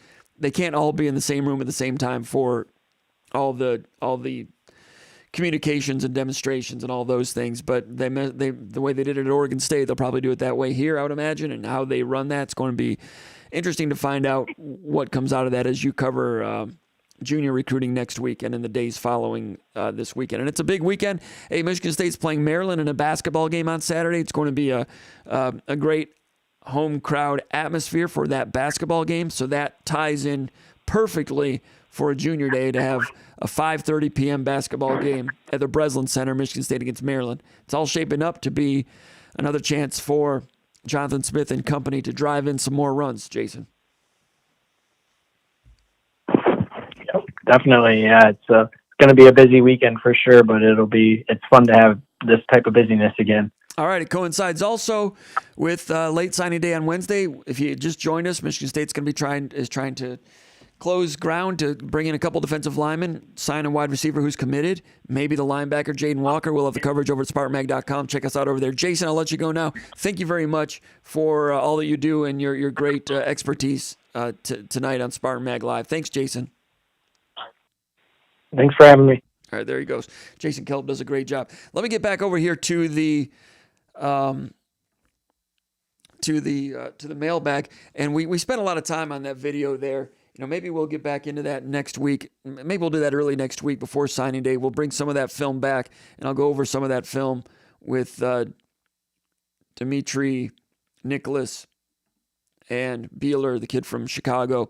We've already probably gone over it enough tonight, but I'll give you some thoughts, and we might go frame by frame on some of those things next week. As far as the questions over here in the mailbag, let me do one more question, then we'll go over here to the comments area.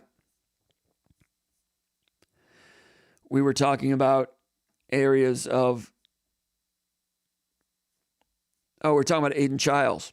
Okay, Aiden Childs, he was 24 out of 35, 309 yards, 68% last year for Oregon State, getting on the field. Like Jonathan Smith told us last week, he likes to get second stringers on the field for various reasons, give them some experience, get their feet wet, helps with morale all over the locker room, and also invariably when there are injuries and someone has to go on the field, it's not their first time. And that philosophy was put to work with Aiden Childs.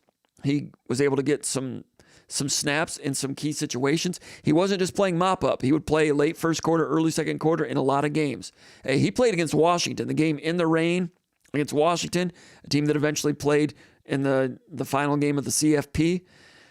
He played in that game, completed one of two passes for 5 yards. He had one rush for 9 yards. Got a real series in their biggest game of the year. And they went to the wire against Washington that night. That was late in the season. And a lot of Michigan State fans were excited about that because at that point, it was becoming known that Jonathan Smith was a key candidate for the job opening at Michigan State. Aiden Childs, true freshman, 68%, 4 touchdowns, no interceptions. Against San Jose State, 2 out of 3, 37 yards, 1 rush, 9 yards. Against UC Davis, 9 out of 13, 74 yards. 4 rushes, 42 yards, 1 touchdown. Did not play against San Diego State, did not play against Washington State. Against Utah, 1 for 1 for a 23-yarder, but he was sacked twice in that game. Against Cal Berkeley, 2 for 2, 21 yards and a touchdown. Against UCLA, 2 of 2. 2 passes, 2 completions, 16 yards. Against Arizona, 2 for 3, 58 yards. Had a 52-yarder against Arizona, 2 rushes, 8 yards. Against Colorado, 0 for 1, 2 rushes, 29 yards. Had a 23-yard rush against Colorado. Against Stanford, statistically his best game, probably 5 of 8, 75 yards, 1 touchdown. Had a long of 28, was sacked once. Aiden Childs, 4 rushes, 21 yards against Stanford. And then I mentioned against Washington, 1 of 2 for 5 yards. Aiden Childs, hey, that spring game and what he did last year, that's a lot of good work for a true freshman. He comes to Michigan State as a sophomore with knowledge of the system and some experience. Question number 4.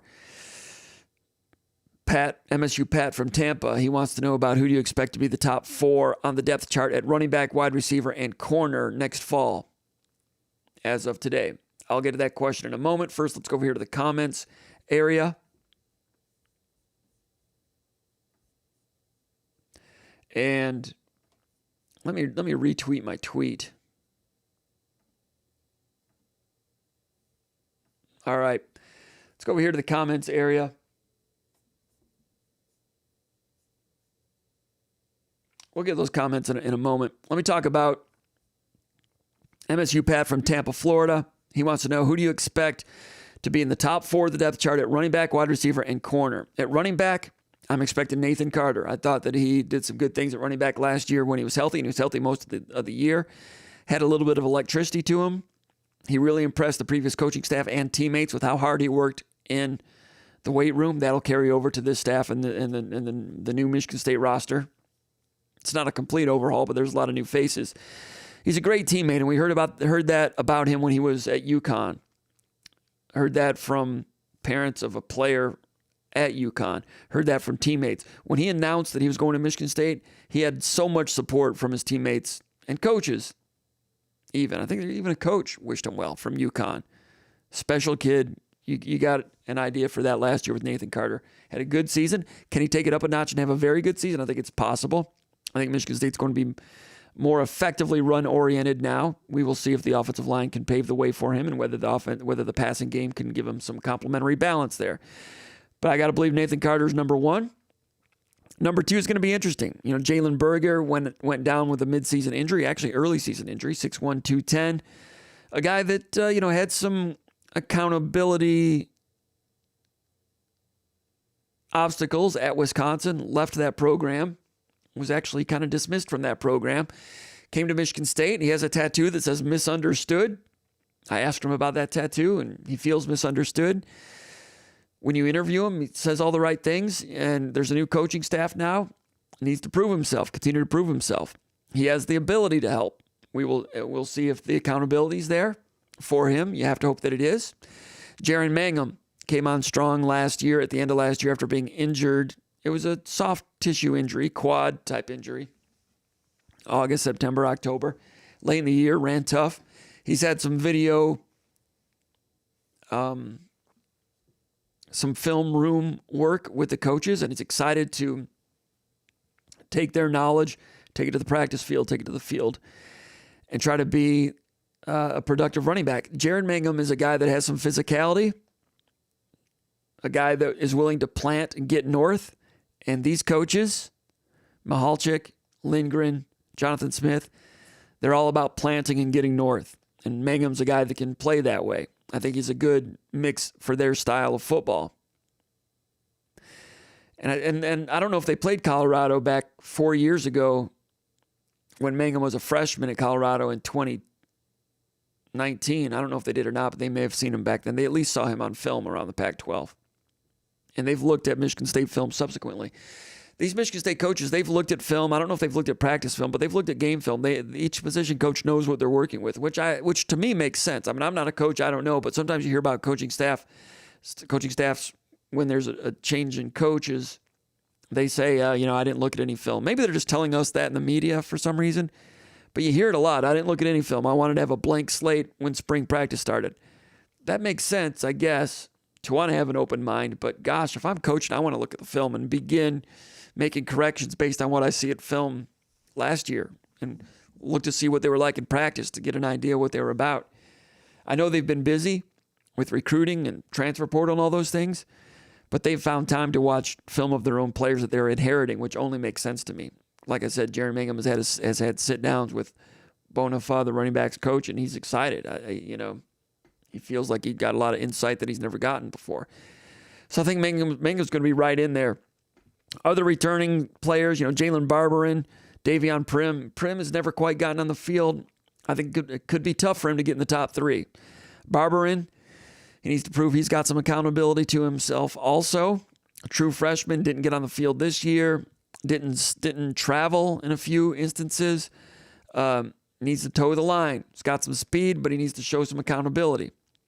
So meanwhile, you've got true freshmen coming in.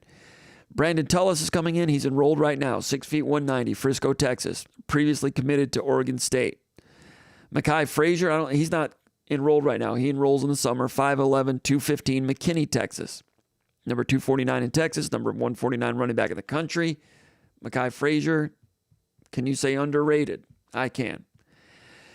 Tullis will be here longer, so he has a chance to get a handle on pass protection more so than Frazier. But I think Frazier's high school film is a little bit more impressive, especially the way Oregon State liked to play last year. Now, that's just me on the outside. I've not heard that from coaches at all. That's just my observation for what that's worth. My guess, Carter, and then either Berger or Mangum, and then I think Frazier, even though he's coming in later, even though Tullis is here earlier, I think Frazier's more there is a guy with some physicality that I think could translate to the college game sooner. And I think he's got a chance to jump Barberin and Prim. But like I said, Tullis is going to be here in the spring. He's here right now, so that'll give him an edge. Those two Texans coming in at running back. And Mangum had the injuries. Mangum also had an ankle injury at South Florida 2 years ago. Berger has had his issues. So it wouldn't be a shock, in my opinion, to see a true freshman get some work at running back next year. And they've got some depth there. They've got 7 guys on scholarships accounted for right now at the running back position. I suspect they won't go into the fall with 7 scholarship running backs. So I wouldn't be surprised if 1 or 2 of those guys goes into the portal after the season. And you can guess who I'm probably thinking about there. Wide receiver, you've got Jerron Glover, Montori Foster. I've heard some good things about Antonio Gates here during the offseason. I'm hearing he's getting into it. Nick Marsh coming in as a true freshman. Those are 4 of the more talented guys. Jalen Smith is the guy that traveled last year as a true freshman, redshirted. Isaiah Johnson from Texas, true freshman, redshirted, did not travel late in the year. I'm not sure. I think he might have gotten dinged up a little bit. Michigan State went into the portal, got TJ Sheffield from Purdue, but he did not sign. He did not enroll. There's some snags there. So it's Glover, Foster, Gates, and Marsh. I think those are your 4. In addition to that, Alante Brown. I know Alante Brown was kind of snake bit last year in special teams. They used him on reverses a little bit. I don't know. The guy had 16 catches in 2022 at Nebraska. He started 10 games at Nebraska. Michigan State is kind of rebuilding, recharging in the wide receiver position. I know Alante Brown had trouble on special teams, but don't count him out as a wide receiver, as a guy that can help a little bit. Sheffield, we'll have to wait and see. But the 4, in my opinion, are Glover, Foster, Marsh, and Gates. It's my guess. Things could change during the spring. We get into spring practice. Who knows? Maybe Isaiah Johnson comes out and is excellent. I really liked Isaiah Johnson and Jalen Smith, their high school film. Michigan State got them at the 11th hour in 2023, December of 2022. I thought Michigan State did a good job. Courtney Hawkins getting out there, overturning some rocks, and getting in late on those 2 guys after some other wide receivers fell through for them. I thought that Isaiah Johnson and Jalen Smith both had good film, good frames, and were better than their rankings. And Michigan State was fortunate to get them. That's what I thought last year, and I'm sticking to it, even though we've not seen them on the field yet. You also asked about the cornerback position, depth chart-wise. Chance Rucker, as a true freshman last year, played over 500 snaps. And I don't remember him ever looking like a freshman. I'm sure if you really looked into it closely, if you're a coach, you could probably find some things that were freshman moments, but I don't remember him looking like a freshman. I think Chance Rucker quietly had a real solid freshman year. Anytime you start as a true freshman, that's a very good year. Like I said, I don't remember him ever crashing the moped or anything out there. Dylan Tatum, all kinds of ability, still learning at the position. I'd heard a few weeks ago that Tatum was likely to move to nickel. So He's been a corner in the past, but I'm kind of penciling him in as a nickel, and I'll ask around a little bit more about that going forward. Charles Brantley played 4 games, shut it down, preserved the red shirt, went in the portal, came back out. He's back. A guy that plays with some pop, you know, had the big interception as a true freshman to secure the upset victory over Michigan in 2021. He's had some moments. Thin guy. So has he already hit his ceiling? Does he injure himself sometimes? Maybe so. But he has experience. And they could use some help at corner. I'm guessing Rucker and Brantley. I don't know. New defensive backs coach, Blue Adams. New defensive backs coach, corners coach, Demetrius Martin. It's going to be brand new. I mean, he might show up and he might love Caleb Coley. I don't know. So that's going to be an interesting derby at the cornerback position. Kari Crump is still around. And by the way, Demetrius Martin signed Kari Crump at Arizona way back in 2019 when Demetrius Martin was there.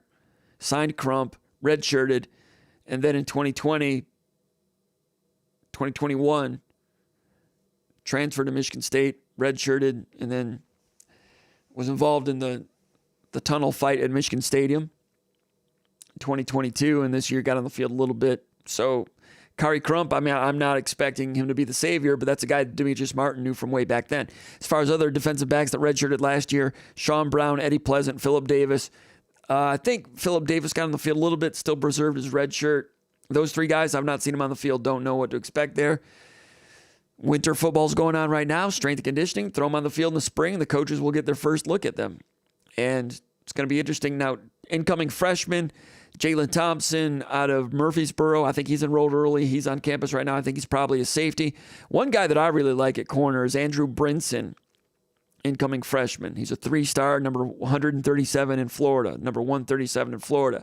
Can you say underrated?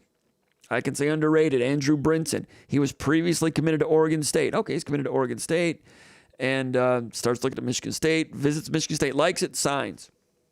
And I told Jason Killip when we were discussing coverage of Michigan State recruiting, when Jonathan Smith was hired, or even in the days preceding that, when we were anticipating that Jonathan Smith was going to be the guy, I suggested to Jason, I said, okay, get in touch with some of these guys that are committed to Oregon State who are not from the state of Oregon. Anyone that Oregon State has a commitment from different states, you can anticipate Michigan State going after those guys. And that's exactly what happened. And Brinson was one of them. Underrated. Previously committed to Oregon State. Michigan State flips him. 6'1", corner. Also some safety. Tampa, Gaither High School. In high school, you could look at his film talking about Andrew Brinson. Good press man-to-man talent. And has some physicality in press coverage. Has some toughness to him. And also corner feet. He's got corner feet. And going against good wide receivers down there in Tampa. You know, there's one on his film, a quick go route, and he's in press. He turns his hips and covers him against a good receiver running a good route. He's got good short area burst, Brinson. And press does a good job matching the route on a slant, change the direction, match the route, and breaking on the ball. Some plays at safety, physical enough to do that at 6'1". You see him at punt returner also, Brinson. He is, as Harlan Barnett would say, he is a football player. Talking about Brinson, committed to Oregon State, flipped him, coming to Michigan State, part of the incoming recruiting class. As a punt returner, he runs with the ball like a running back, but this is a corner. And I've said this about some other guys, and I'll say it about him as well. Brinson, number 137 in Florida. If Andrew Brinson played in the state of Michigan this fall, he would have been one of the. He would definitely be a top 20 player in the state of Michigan, maybe top 15. He's number 137 in Florida. Oregon State got him. Michigan State flipped him. Corner Andrew Brinson. Remember that name. I also like Keyshawn Williams. He'd committed to the previous staff, Murfreesboro, Tennessee, Riverdale High School, 6 feet 180, number 47 in Tennessee. Played some wide receiver also. At wide receiver, talking about Keyshawn Williams, his takeoff from the wide receiver position is very good. And on defense, closing speed. You see that as a blitzer, some closing speed finisher, Keyshawn Williams. When he plays wide receiver, high points the ball really well, which will translate well to the corner position. Physical tackler. He has good core strength. You can see it because he really ragdolls wide receivers when he tackles them. I'm talking about Keyshawn Williams, incoming corner. Good job defeating blocks and playing the run to his side and setting the edge as a corner, which is so important in defense. especially in the Big Ten. I didn't really see in his film, you don't really see him playing press coverage. So you don't really get a chance to see him play press and flip his hips and those type of things. I'm sure that the coaches saw it when they went over the entire game film, not just highlights. But in his highlight package, I didn't quite see that. But Keyshawn Williams, interesting. Brinson, underrated. And that I think there's a chance those guys will get in that derby, the corner position, along with Chance Rucker, Charles Brantley, maybe Caleb Coley. I didn't mention Ade Willie, did I? Ade Willie, should put him in there. Brantley. Dylan Tatum, I'm thinking nickel, but that's what's going on there, the corner position. It's a good question. We appreciate that question from the mailbag. Now over here to the comments section. Go ahead and put some comments over there, and we will entertain those. Let me check over here, make sure there's no trolling going on. Looks like it's solid. All right, so we've been a little bit tardy getting over here to the comments area. We had Jason Killip on for about 45 minutes talking about signing day for next week. If you missed it, come back later or rewind it. Do people still say rewind? Rewind it, and you can check out what we said about defensive tackle recruiting and defensive end recruiting for late signing day next Wednesday.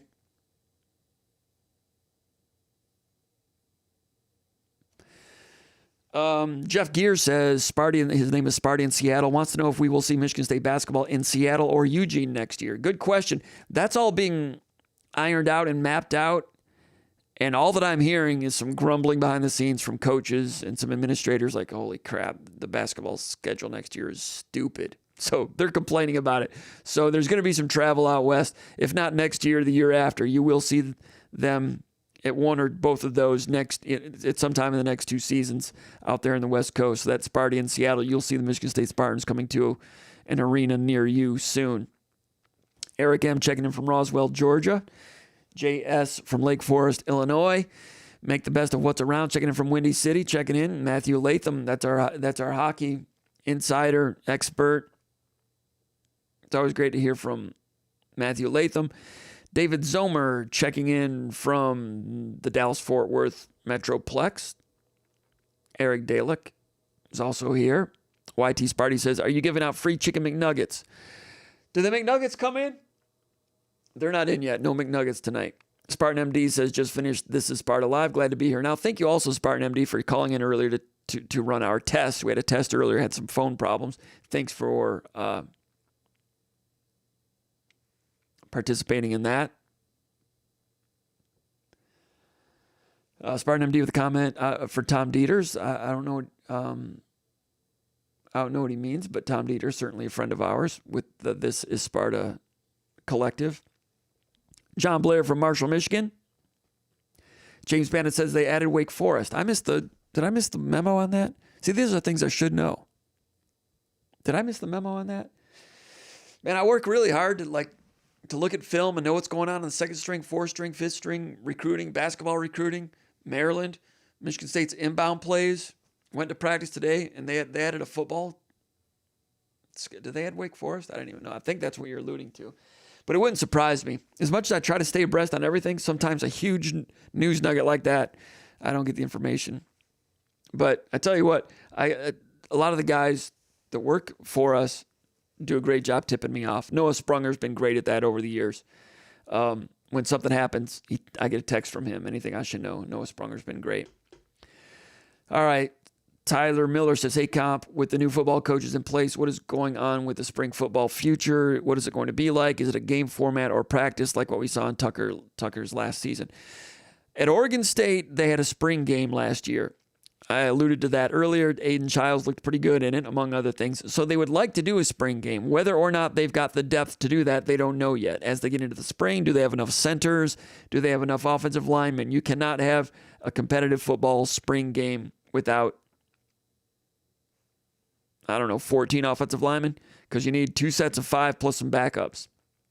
The last couple of springs, I know 2 years ago, they barely had 8 offensive linemen in the program. They lost some seniors and they lost a bunch of walk-ons, and it interrupted practices, quite frankly. They had trouble servicing the defense because the offensive line could not go snap after snap after snap. They'd go snap, snap, and then they'd all have to rest. Snap, snap, all have to rest. So a lot of that's going to come down to what they have on the offensive line and also on the defensive line. All right, thanks for the update. Alex McVean saying Louisiana did make a bowl game, but they lost to Jacksonville State in the New Orleans Bowl. Thank you. Spartan MD from West Bloomfield, and he does not feel tardy. I get you. I get that reference. How many of you get that reference? Might have to be 40 and over, maybe 50 and over. I'll give a McNugget, whoever understands that reference. Actually, I don't have McNuggets to get away. I'll give away a virtual McNugget. You don't want to know what that is. Sea-Dog says, yep, once you hit West Branch, you are starting to get up north. Thank you for confirmation on that. BRAM1990 says, is there any update on Bryson Tucker, Michigan State basketball recruit? All right, let's get back into that because we've got some questions about basketball recruiting, and that comes up a little bit. And we got a question from James Bannon from Sterling Heights pertaining to that. He has two questions. One question is, do I have any info on the spring showcase format, the spring football game? That was also asked, and I just mentioned that. James Bannon's other question, have you heard any positive reports about basketball recruiting in the next cycle? Do I have any strong feelings about any potential commitments? Have you gotten any information on the spring showcase? All right, basketball recruiting, Bryson Tucker. Bryson Tucker's a 2024 recruit, number 15 player in the country, 6'7" forward from Baltimore, big timer. I think he might be up to number 13 in the country now. Took official visit to Michigan State in June, also official visit to Kansas. Michigan State already has 3 signees for 2024. They've got a slot available for Bryson Tucker if they get him. If they don't get Tucker, I think Michigan State might just bank that and use it in the portal. I think Izzo's becoming more open-minded about the portal. I've not asked him about that directly, but he did indicate last week. He says, hey, I'm going to adjust. I'm learning as I go. And he's been grouchy a little bit this year about how often they're playing against teams that are just old, 23-year-olds. And it bothers him because he's been trying to make his roster old. And he's doing it the old-fashioned way, and he's got a lot of seniors, and he's trying to play some freshmen, and he notices there's not a lot of teams out there that are playing freshmen. There's some, but not a lot. So he's a little cranky about that. You know Izzo, he's got to be cranky about everything he can because that's one of his defense mechanisms. That's what fuels him. It's fine. I understand. So for this recruiting class, they've got room for 4, but they might just take the 3 and bank the other one. But if they get Tucker, they'd love to have him. The other 3 commitments, of course, Kerr Tang, last name Tang, Teng, 6'4", 185. Plays at a prep school in New Hampshire, number 45 in the country, originally from Massachusetts, I think it is. Nice, solid, smooth, silky shooter, scorer at 6'4". Also, Jason Richardson's son, 6'3", out of Miami, Christopher Columbus, number 32 player in the country. Watching him earlier this year, when he played point, I think he's an excellent passer, a plus passer. Good athlete, not a Jason Richardson athlete, but a very good athlete. Good shooter, all well-rounded. But he's not the every possession point guard because they've got Caden Boozer, a year younger. He's a top 20 type of guy. He's the point guard for that team. Richardson joined the team this year, so Boozer remains the point guard. Richardson goes to the 2. But that's okay. When Richardson comes to Michigan State, you're going to have Holloman, you're going to have Fears. So sharing of the point there a little bit. Jace Richardson doesn't need to be the dominate the ball point guard guy. He's showing this year he can play some 2. He's a 2 with point ability, which might seem common, but it's really difficult to find someone that can do all the shooting guard things and also distribute like a point. Trey Holloman is showing he's doing that this year. So you have Richardson, you have Tang, and at 6'9", you've got Jesse McCullough out of Cleveland Lutheran East, number 150 in the country. I've not watched his film from this winter yet. He's a big, tall guy that needs a lot of work. Number 150 in the country sounds about right to me. Don't expect him to come in and be the big man savior just yet. He's going to be a developmental guy. Those are the 3 commitments. If you add Tucker, that's 4. If you don't get Tucker, I'm thinking they're going to go portal. They may go portal anyway. But Tucker, 6'7", from Baltimore, number 15 in the country. You're asking if there's anything new on him. I've not heard. I'll ask around a little bit more. Things are very quiet in his recruitment. He's been looking at Iowa and Michigan a little bit. He says Iowa, Michigan State recruiting him the hardest. Everybody knows Michigan's going through some volatile times right now. So Michigan State, Iowa are in there. But really the competition is the G League, going directly to the professional minor leagues. And the G League likely is going to be offering a contract soon. Bryson Tucker did not play grassroots AAU basketball He has an affinity for the professional ranks. He's done a lot of practicing with professionals. My guess, I've not heard this lately from insiders. My guess is he's going to end up going G League, but I don't know. I'll ask around a little bit to see if there's any new developments there, but that's my guess right now, an educated guess. That's where I would... I'm not saying that's going to happen, but that's kind of what I'm expecting, but it's worth continuing to watch. As far as other recruiting, you're asking about, Jay Bannon was asking about other recruiting momentum. In 2025's Michigan State, no commitments yet, but they're in on some good ones. There was an update at SpartanMag.com by Joe Tipton, national writer. It had some quotes from Davion Hanna, 6'5" wing from Milwaukee, number 33 in the country for 2025. He's averaging 19.7 rebounds right now in high school as a junior. He says the 5 schools that are recruiting him the hardest are Michigan, Michigan State, Cincinnati, USC, and Wisconsin. And the quote that Joe Tipton had from Davion Hanna today, he says he was asked what he likes about Michigan State, and his quote is, "It's Michigan State." Hannah said, "When I visited there, my dad came and he was going through some stuff, and Coach Izzo realized that, and my dad was talking to him about favorite players from Michigan State, and Coach Izzo ended up calling that favorite player and putting him on the phone with my dad. Seeing my dad smile like that when I hadn't seen him smile like that in a while, that was like, whoa, I love Michigan State. I've been seeing and hearing about Michigan State since I was younger," unquote. That's what Davion Hanna said about Michigan State. So he had a visit, loved it. His dad liked it. I don't know who that player was. I'm guessing it was probably either Magic Johnson or Steve Smith, maybe Draymond Green. I'll have to find out. But Michigan State's in there with Hanna, number 33 in the country for 2025. A guy that might be more likely to commit in the meantime is a similar position at 6'5", Jordan Scott, 6'5", out of Reston, Virginia, number 84 in the country. Izzo visited his school earlier this fall. Doug Wojcik, assistant coach for Michigan State, visited his school last week, January 22nd. Very good shooter, versatile player, can play some point forward and go inside a little bit. I think Michigan State, it seems like they're looking for some of those 6'7", 6'5", 6'6" type of guys. Bryson Tucker, everybody likes him, but he's 6'7". Hanna at 6'5", Scott at 6'5". If you look at Michigan State's roster right now, they're lacking that 6'6" type of guy that can give you some offense and maybe more importantly play defense on a guy who's 6'7". And you see Michigan State basketball right now, when they play somebody who's pretty good on offense at 6'7", Michigan State's having trouble guarding that guy like A.J. Storr of Wisconsin. Who guards him? Jaden Akins at 6'4". You're giving up some height there. Problems against Domask of Illinois. We'll see that again next week. So can't help the roster with that right now, but they're looking for more guys of that size. You can see that in the current recruiting cycles. And if they don't get Bryson Tucker, I wouldn't be surprised if Michigan State gets somebody in that height for next year. I mean, they'll have Fears coming back and Holloman, maybe Akins. Who am I forgetting? You got Tang coming in. Anyway, if they go portal this spring, wouldn't doubt like a 6'6" type of guy. Jordan Scott, Jerry Easter's a point guard, 6'3", 180, originally from Toledo. He's at La Lumiere, now in Northern Indiana, prep school in the National Prep Circuit. Number 43 player in the country, number 8 point guard. They like Jerry Easter. He was at the Michigan State Maryland football game last September. Haven't heard anything lately about his recruitment. Trey McKinney, 6'4" power guard from Orchard Lake St. Mary's, number 13 player in the country, originally from Flint. Michigan State offered back in June of 2022. He was at the Michigan State Western Michigan football game in September. They got a big game against Brother Rice on Friday. Michigan State continues to recruit him hard. Michigan's in there, Michigan State's in there, Indiana's in there.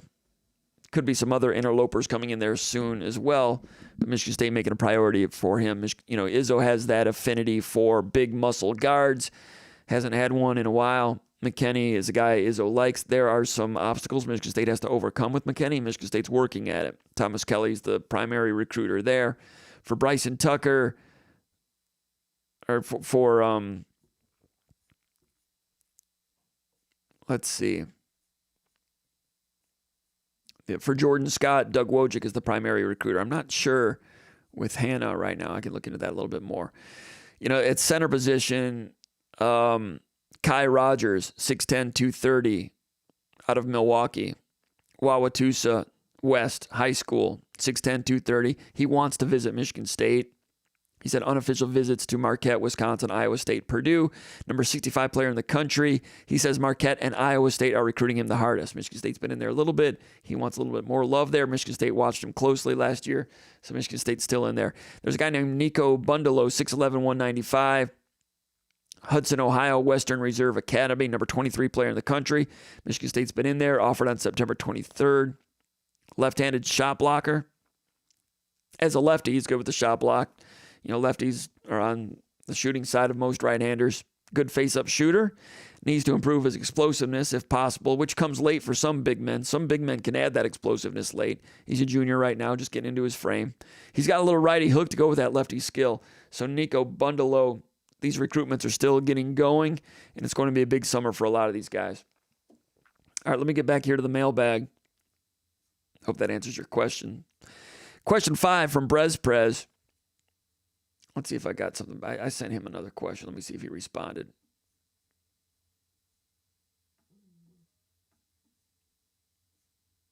I don't know if he did. Let me check my phone. Because he asked me a question, and then I asked another question on top of that question. But I can't remember where I...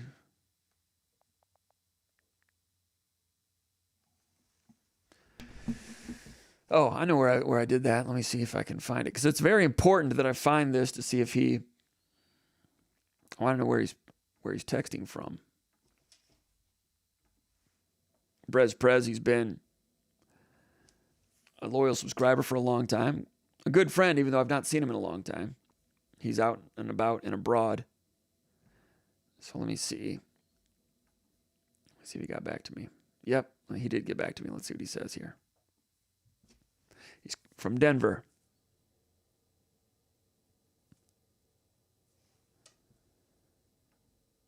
All right.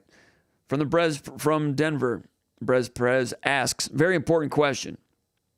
He says, what's your favorite tequila and why? Favorite tequila? You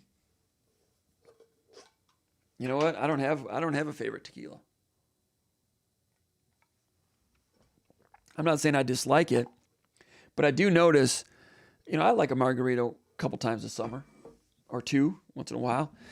And I do notice when there is different levels of tequila, but I don't know which ones are my favorite. Usually I ask for the waitress or waiter to suggest one. What do you have? And if you get the wrong one, it's a difference, right? Margaritas. I don't have a lot of margaritas. When my wife and I were first dating,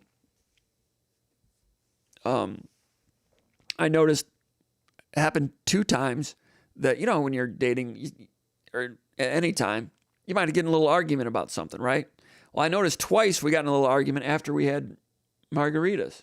So I started calling them arguritas. I'm like, are you sure you want to order an argurita? Because you never want to get in an argument, right? And to this day, we still get a joke about that. My brother-in-law gets a bigger kick out of that than anybody. Arguritas. So I'm not the greatest tequila connoisseur. Question 6, James Bannon from Sterling Heights. He says, have you heard any positive reports on basketball recruiting in the next cycle? We just went over that. All right, question number 7 from a guy named Gas Station Coffee from Parts Unknown. He says, hey, Jim, is there any chatter among Big Ten coaches about the way Zach Edey is being officiated? No 3-second calls, ignoring offensive fouls. The conference seems content to leave it up to the refs, but this is getting out of hand. We can ask Chris Collins about that at Northwestern. He's all bent out of shape. What was the foul count last night? Northwestern, Purdue go to overtime. Purdue shot like 48 free throws, and Northwestern shot 6, something like that. Izzo was bothered by that. I mean, it's really hard to play defense on Zach Edey. You need grappling hooks and rope and tethers and all kinds of things. You got to climb up there. So there's no real, he's going to foul people out just by the way he plays. But I know that you posted, Gas Station Coffee posted one play last night when Purdue gave it to Edey up near the high post, and he had the ball here, and he put his elbow and I think it might have been Nicholson in his throat and they called a foul on Nicholson. There's a lot of that.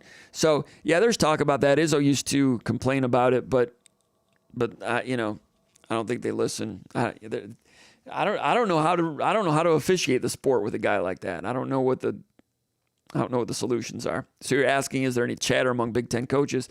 I'll bet there is here and there, but probably just complaining, not to the point of being able to get something changed. I don't think they're going to chatter for the purpose of getting anything changed with the way he plays or it's officiated. I mean, there's coaches that'll work officials. You watch the Purdue game last year, Izzo on the sideline would talk about Edey, and he'd say, you could see him going like this to the officials. So chatter to get something done, no. Working the officials, yes. Does that work? No.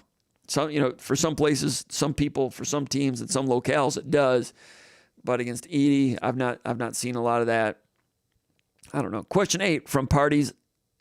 This is Sparty is his name, from Pawleys Island, South Carolina. He says, "Hey Jim, some talk on the Final Forum about potential coaches after Izzo retires. Hopefully not anytime soon," he says. Someone named Chris Collins from Northwestern is a potential candidate. And Sparty says, "I would like him as well." He said, "Who would be on the Comparoni Power Index of potential Izzo replacements? Also, who is most responsible for coaching the bigs on this current staff? Seems like the development has fallen off a bit since Dwayne Stevens left." All right, good questions. As far as working with the bigs, Doug Wojcik does a lot of that, and they were working on it today in practice. I was at practice today, and I can report that, Tyson Walker, Izzo said that Tyson Walker's bothered by a groin injury a little bit. Walker says, "No, I'm fine. I'll be fine." Jackson Kohler continued to come around, trying to add some quickness, trying to get better every day. And I think that if Kohler can get that defensive lateral movement improved to the point where he can get more time because his defense is not a liability, then he can become a plus on offense and give them a flavor of offense that they have not had, one that could be very useful if he can stay afloat on defense, which is the big deal. So post work, they're working with Sissoko and Cooper, and they're both projects to an extent. I mean, Sissoko's a junior, so it's got to be coming along for him sooner than later, because there is no later after this year or next year. I mentioned this on the VCast last night, that I've seen Sissoko in practice deliver a real nice jump hook, a big giant jump hook. But in games, I don't know if he gets rushed or he's making reads and gets flustered. It's different at 7 p.m. as opposed to being a 3 o'clock shooter. And when you're only getting 1 or 2 post-move shots a game, it's like hitting that 9-foot putt. You only get 1 shot at it. So it's hard for those guys getting a rhythm right now. I thought that Carson Cooper had developed some lefty and righty hook work during the summer. He continues to be frustrated by it, but they are working on it. Other coaches, it's going to change. Like, whenever Izzo decides to step down, I don't know who the coaches are going to be at that moment. Chris Collins, that's a guy that Paul Konendijk mentioned as a candidate that he would like. Konendijk mentioned it like 4 years ago that Collins would be a good one, and he would be for sure. But by the time Izzo is done, I suspect that Collins will have already been picked off and gone somewhere else. Just a hunch. And everybody knows if he comes to Michigan State and performs like Izzo, which no one ever will, but if he does really well, then if Shire bobbles a little bit at Duke, then Collins will go off to Duke. So do you really want that? I don't know. But yeah, Collins would be very good at Michigan State. He'd be very good anywhere. They've done a great job. They run some intricate things with the blur screens, and then it's a combination of being very well coached, but also they let Boo Booey just go playground. So it's a combination of both, and it's working. It's all about timing. A few years ago, I really liked Porter Moser when he was at Loyola. And he went to Oklahoma kind of quietly, and he's got Oklahoma at like 15-5 right now. They had an easy non-conference schedule, but Porter Moser, Rick Majerus disciple, a good one, took over his own program at Loyola, had him in the Final Four.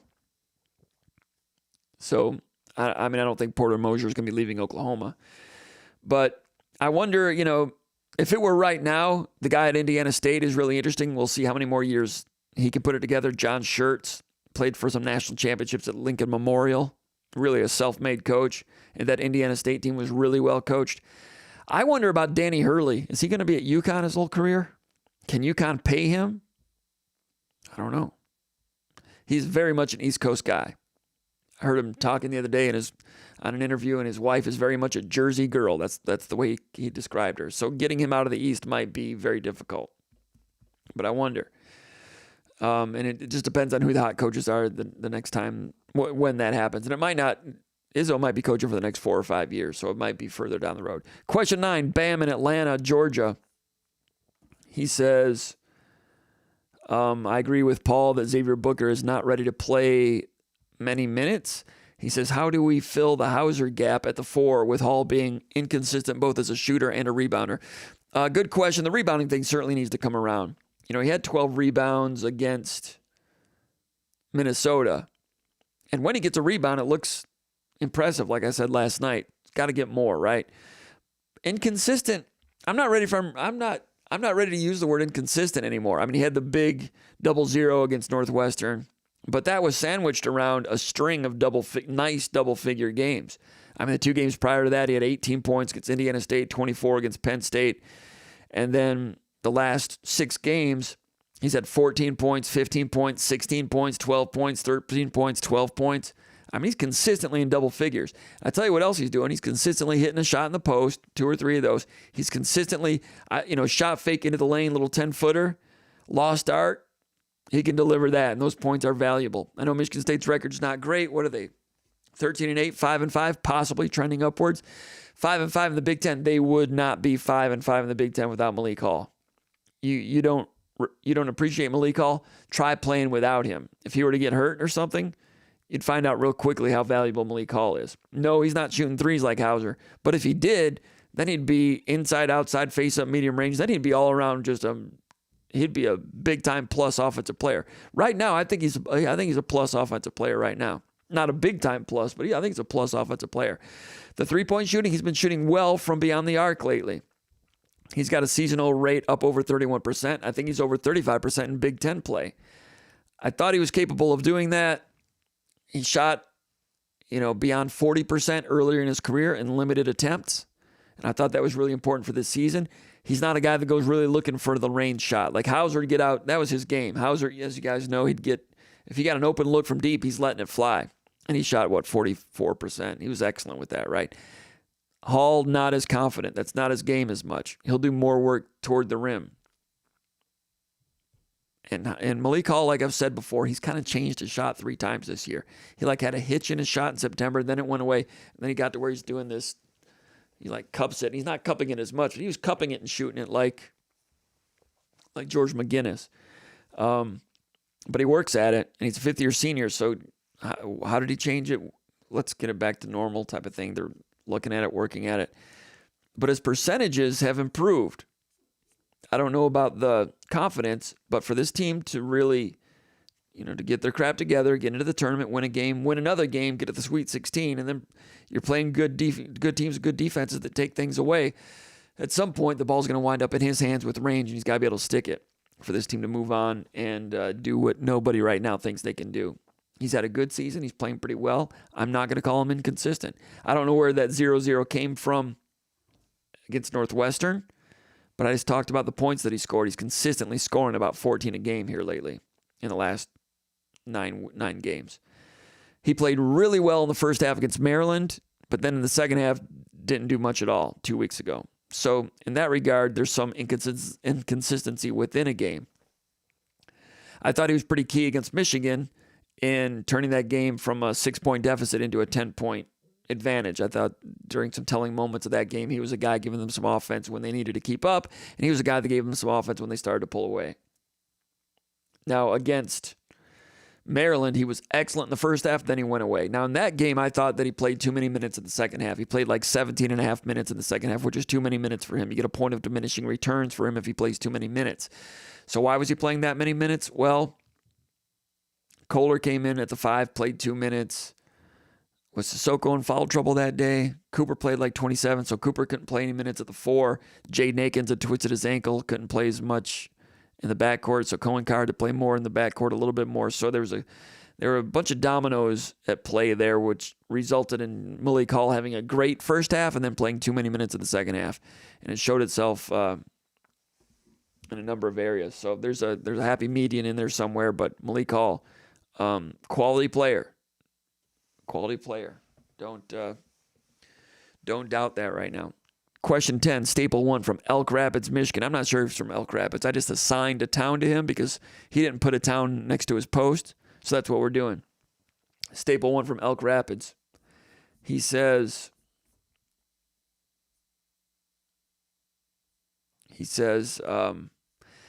have you been able to get a read on what amount of access you, the beat writers, and the media will be able to get during spring practice and during the season? He says, given the recent events, it's understandable why coaches are paranoid about other schools trying to gain intel. Have not heard. A lot of coaches, a lot of programs, it's kind of customary that, you can come in and watch 30 minutes of practice like once a week. Maybe a little bit of individual drills, usually not any scrimmaging. Maybe they'll change it. I'm not sure. I'd like to see a little more scrimmaging just to get an idea of what's going on with some of the players deeper in the depth chart. I'd like to be able to talk to some assistant coaches after practice in, just more casual rather than just all at the podium. Just to find out, more about some of these third and fourth stringers that you guys ask about. That, like I've said here on the show in the past, that was always a huge strength of ours at Spartan Magazine.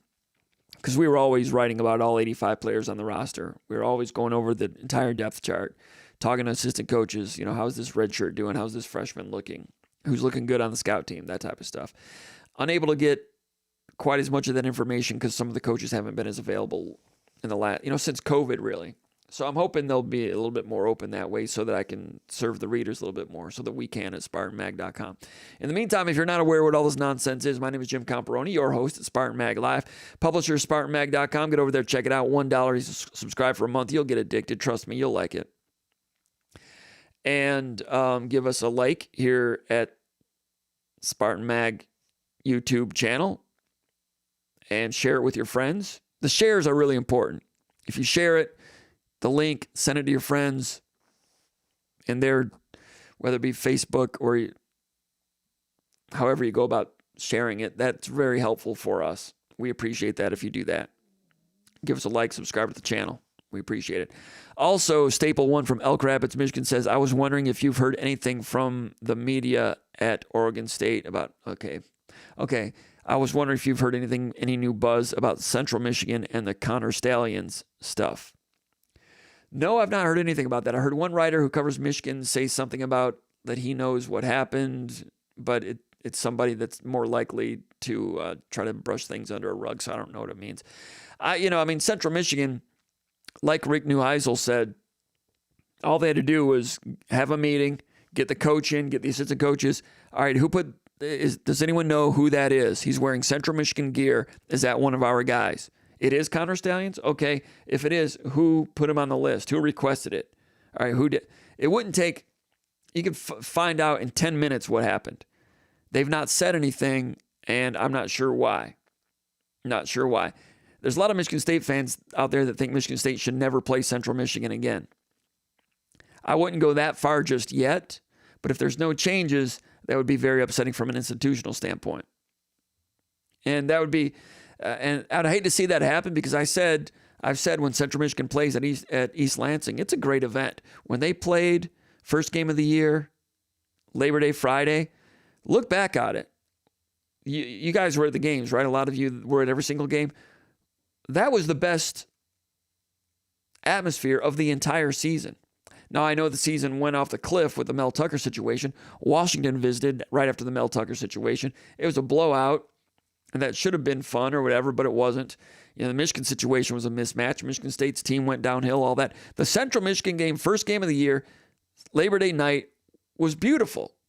If you're able to schedule a mid-major to come in, and they'll bring in some fans, so there's a little bit of that friendly rivalry going on, a little bit of chatter. It's a great way to start the season. Western Michigan, you get a little bit of it, but there's a little bit more. There's a little bit more edge with Central for some reason. Eastern, good team. Love the job Creighton does there, but they just don't really have the fans. It doesn't really have the edge to it. When you play Central, it has some edge. You play Central at night, Labor Day weekend, that was great.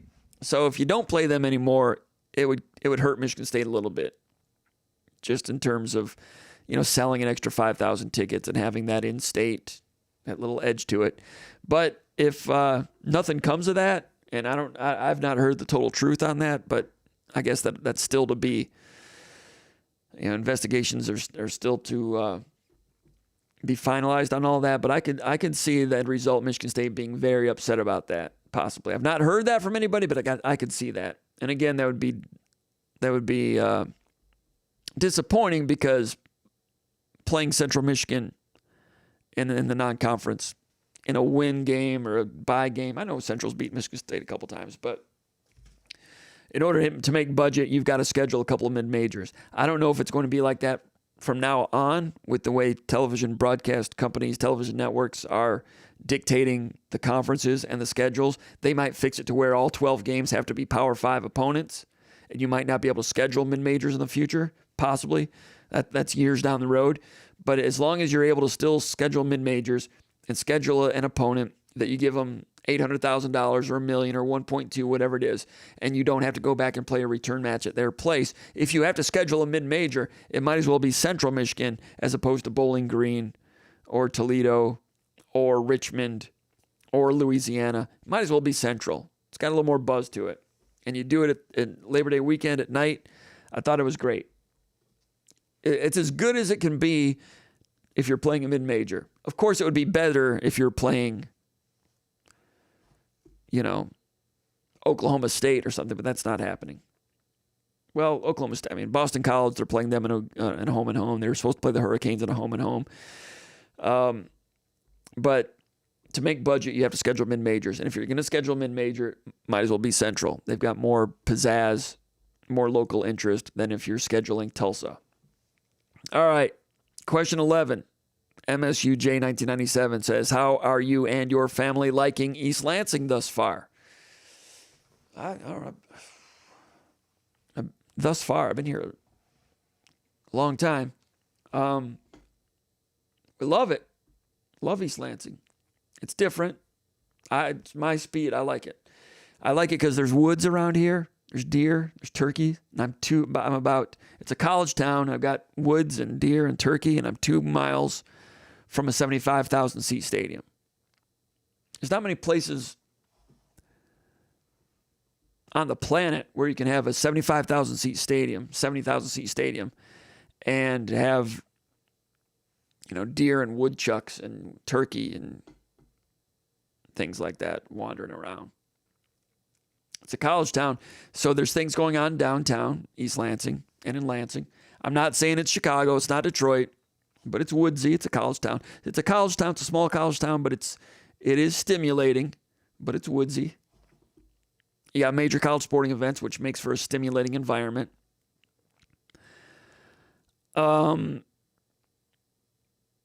Usually, during the presidential election, there will be candidates that come here and speak, which is interesting.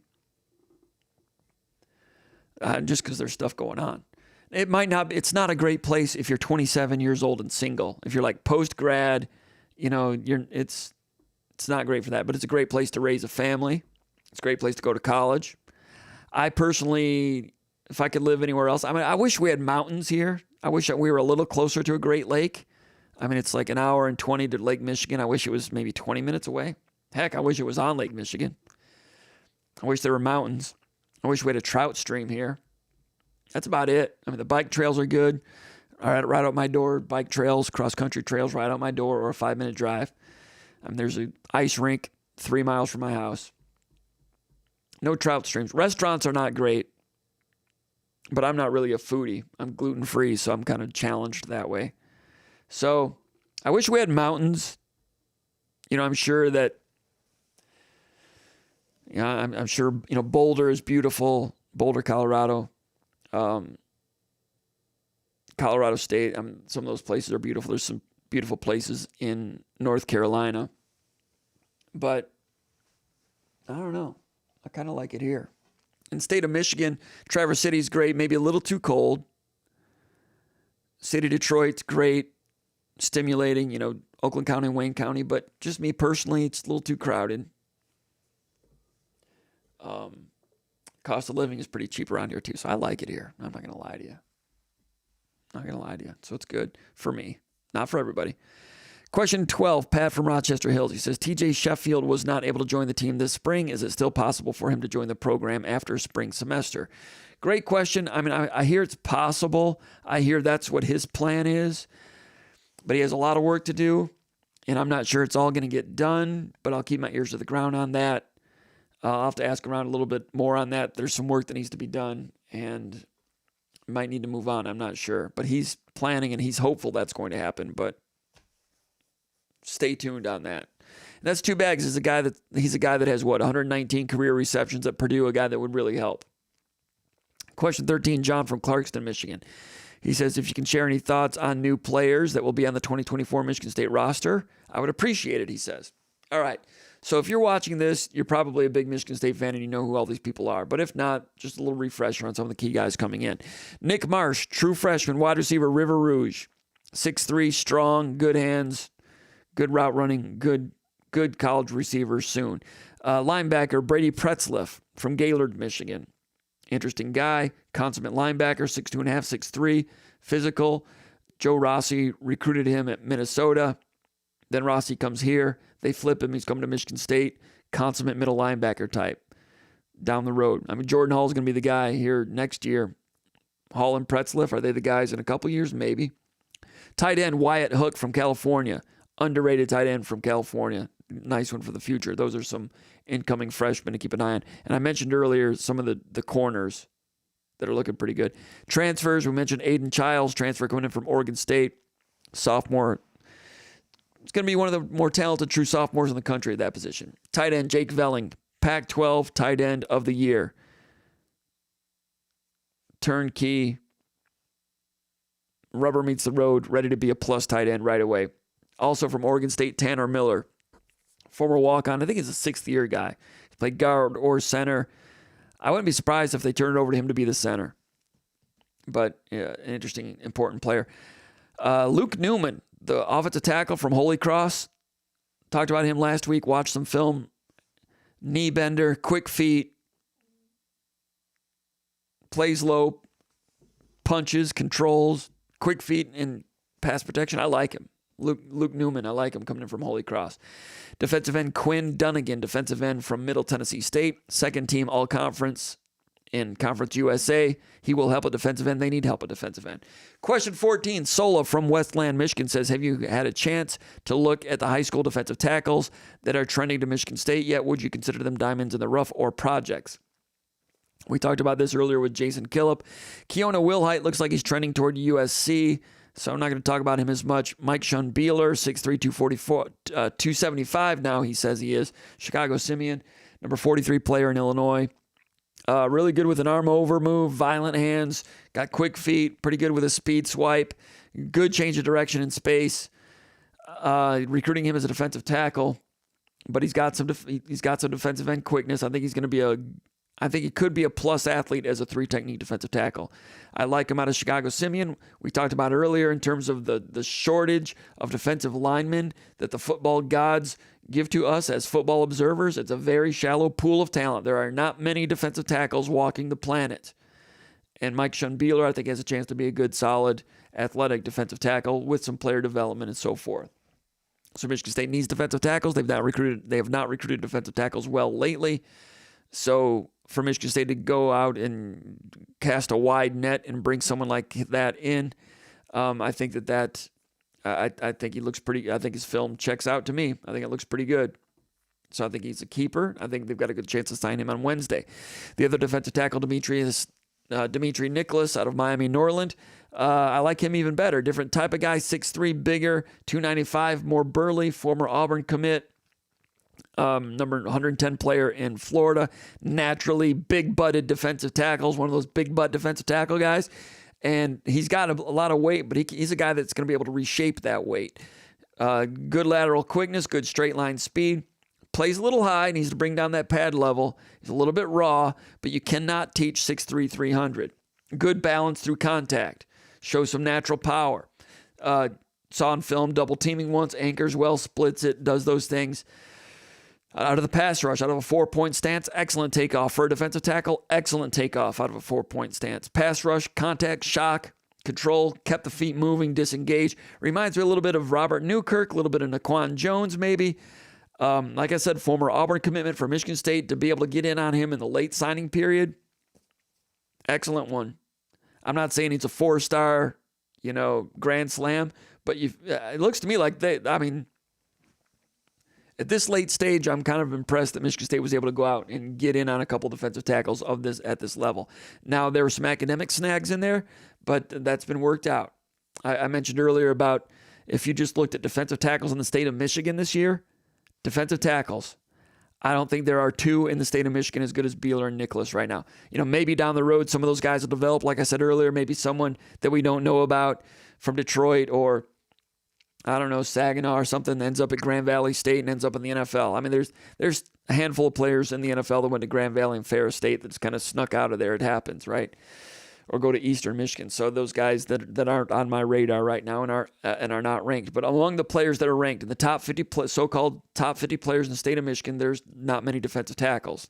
There's one who's number 25. He's going to Northwestern. He's from Sault Ste. Marie. And number 43 is going to Eastern Michigan. He's from East Lansing. That's it. In the entire top 50 players in the state of Michigan this year, there are no defensive tackles other than those two. And if Nicholas and Beeler were in the state of Michigan this year, they would be the two best defensive tackles in the state. Now, and you look at their film and you can see why Michigan State would be interested in them. I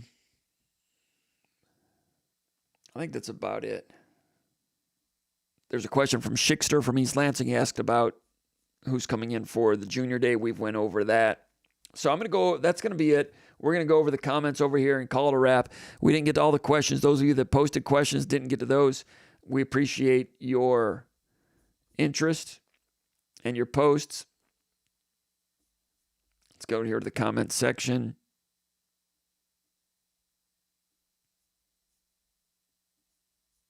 I got to find out where I left off. Ron Dooley called in. We appreciate that. Dylan Fretchen, watching from Bloomington, Indiana, by way of St. John's, Michigan. That's right up 27. Good to hear from you, Dylan. YT Sparty.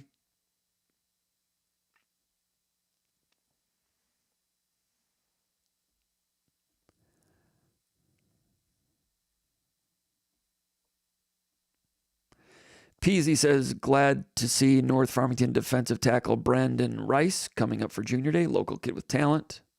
Brad Fashinko says, Chip Kelly name is coming up for the Commanders offensive coordinator position. That's amazing. I mean, I was talking with Izzo about that a little bit. That, Boston College's head football coach is headed to the NFL to be a coordinator. He used to be a defensive coordinator at Ohio State, Jeff Hafley. Did okay at Boston College. They were in a bowl game this year. Going to play Michigan State next fall. And he left a head coach job at the Power 5 level to be a coordinator in the NFL. I don't think that's ever happened before. Maybe it's happened in the past with a coach that's on the hot seat trying to stay ahead of the posse. And Izzo's like, that's the way it's going to be. I mean, to take a pay cut, man, I don't know what they pay a coordinator to be in the NFL, but the quality of life, not having to deal with what you deal with to be a coach right now, the impossible nature of name, image, and likeness for some schools like Boston College, the impossible, the transfer portal, dealing with that all the time. There's a lot of coaches. A lot of college coaches are well compensated, but it's a difficult profession. So Chip Kelly wanting to get out of UCLA. I heard some rumblings about that when Michigan State had their job opening. I heard Kelly was interested. The word is that the name, image, and likeness situation at UCLA is not great. And Michigan State's still getting theirs worked out. But to hear Kelly's name coming up for an offensive coordinator position, possibly with the Commanders, does not shock me. And in one sense, it is shocking when a sitting head coach would consider leaving a job like UCLA to be a coordinator in the NFL.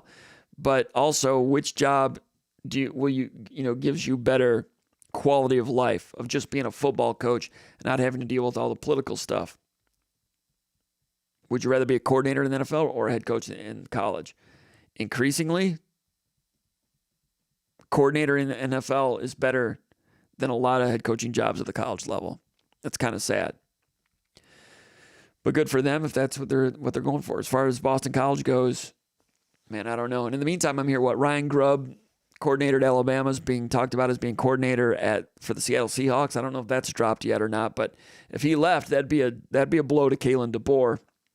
And you might say, well, Kalen DeBoer, it's his offense, he can run it. But these days, there's not many coaches that are the head coach and also calling the plays. There's been some that have done it for years and gave it up. Hugh Freeze gave it up, and now he's taking it back. Brian Kelly always called plays, then he gave it up. Who are some? Ryan Day at Ohio State is giving it up. All the things you have to do as a head football coach, all those fires you have to make sure are always put out.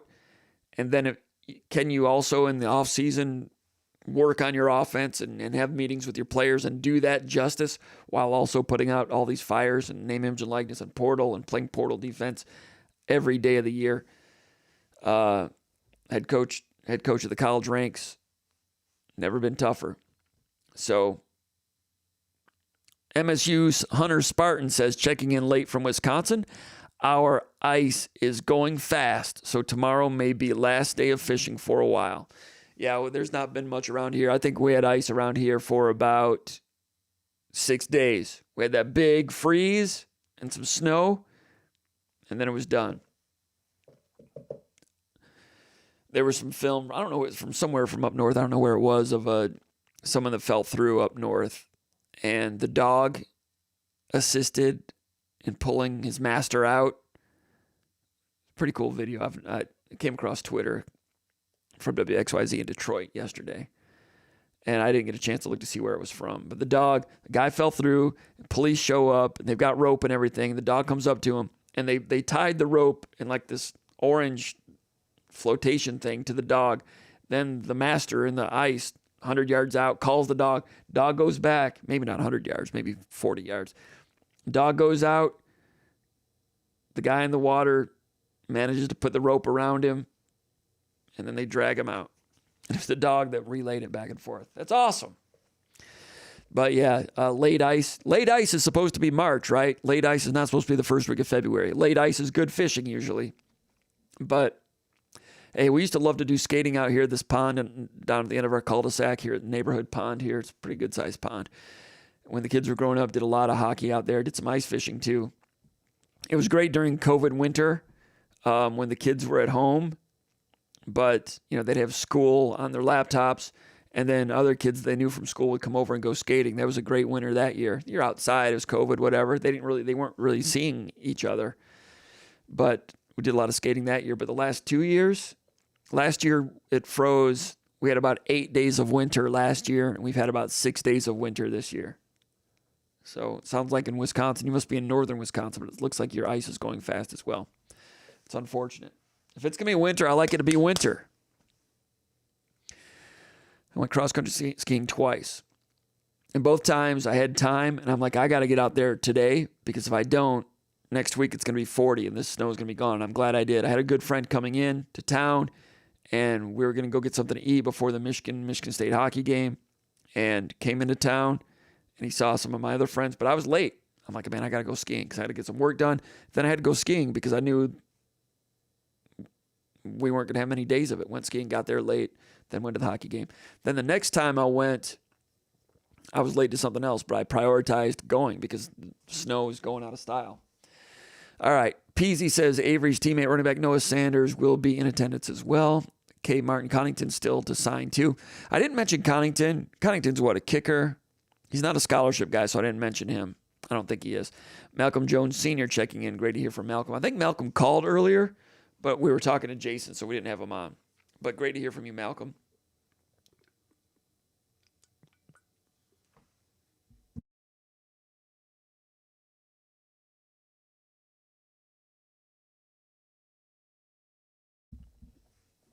Malcolm Jones says, I love to see that we have a change on defense. Hatchet Peasy says, what's the latest with Samar Melvin's progress and outlook? Samar Melvin, he was the guy that transferred in from Wisconsin, right? I don't know if he had any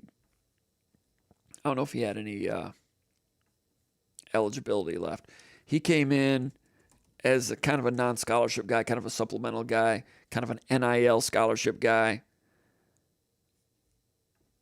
meaning NIL paid for his schooling on top of the 85. He didn't count toward the 85. Yeah, he's done. He redshirted in 19, then 20. He was a redshirt, then 1, 2, 3. No, he does. He does have an extra year left. I've not heard anything about him. He didn't get on the field last year, and he did not play. He's still on the list here, though. He's still on the roster. I mean, he played like 4 games for Wisconsin in 2022. Played in 8 games in 2021. Did not get on the field last year. I heard he was injured a little bit, 6 feet, 175. I would not expect him to be better than those other players we mentioned. It's a good question, but I kind of was counting him out. I got to put him back on the list because he still has a year of eligibility remaining, but maybe he'll surprise. Maybe he'll get in there somewhere, but I'm not anticipating that. Ryan asks about Sheffield. We talked about him a moment ago. And for those that are just joining, Sheffield, the wide receiver from Purdue, has some work to do. He's expecting to get the work done. He's planning to be at Michigan State, but I'll believe it when I see it. He has a lot of work to do. We'll see. Wisconsin goes down to Nebraska in overtime. That happened tonight.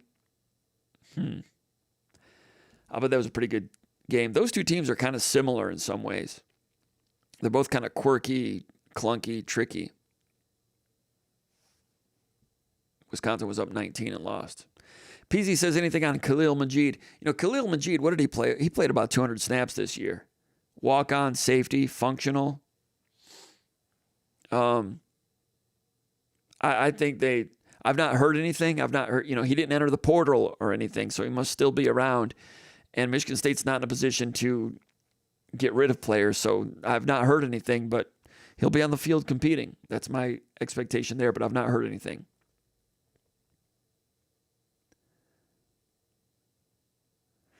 MSU Hunter says Michigan State needs to win 5 of the next 6 games to have a chance to make the NCAA. 3 games in March will be brutal.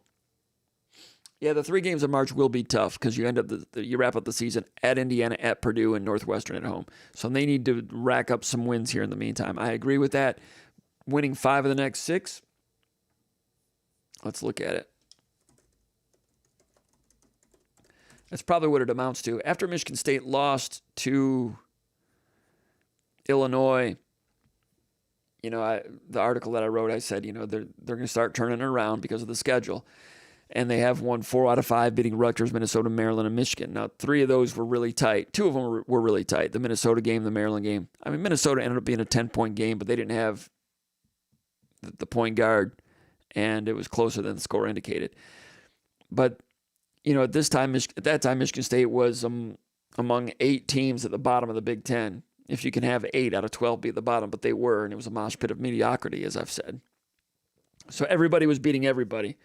And to assume that you could reel off 5 out of 6 wins or something might have seemed strange mathematically when you're looking at matchups, except for the fact that it is Michigan State and it is Tom Izzo, and they usually get better as they go along. And they do have some pretty good talent. So now you're saying you have to win 5 out of 6. And I wouldn't doubt that. It needs to start on Saturday against Maryland. Maryland's good. They've been playing well. They both have the same records. Maryland's won 2 straight. Michigan State barely beat them in Maryland 2 weeks ago. Maybe shouldn't have won that game.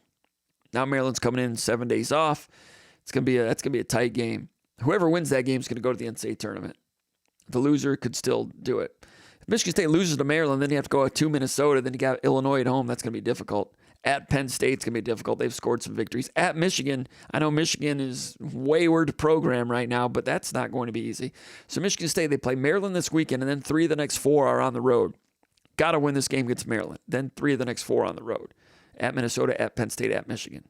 But you want to win. You're saying they must win 5 of the next 6 to get in.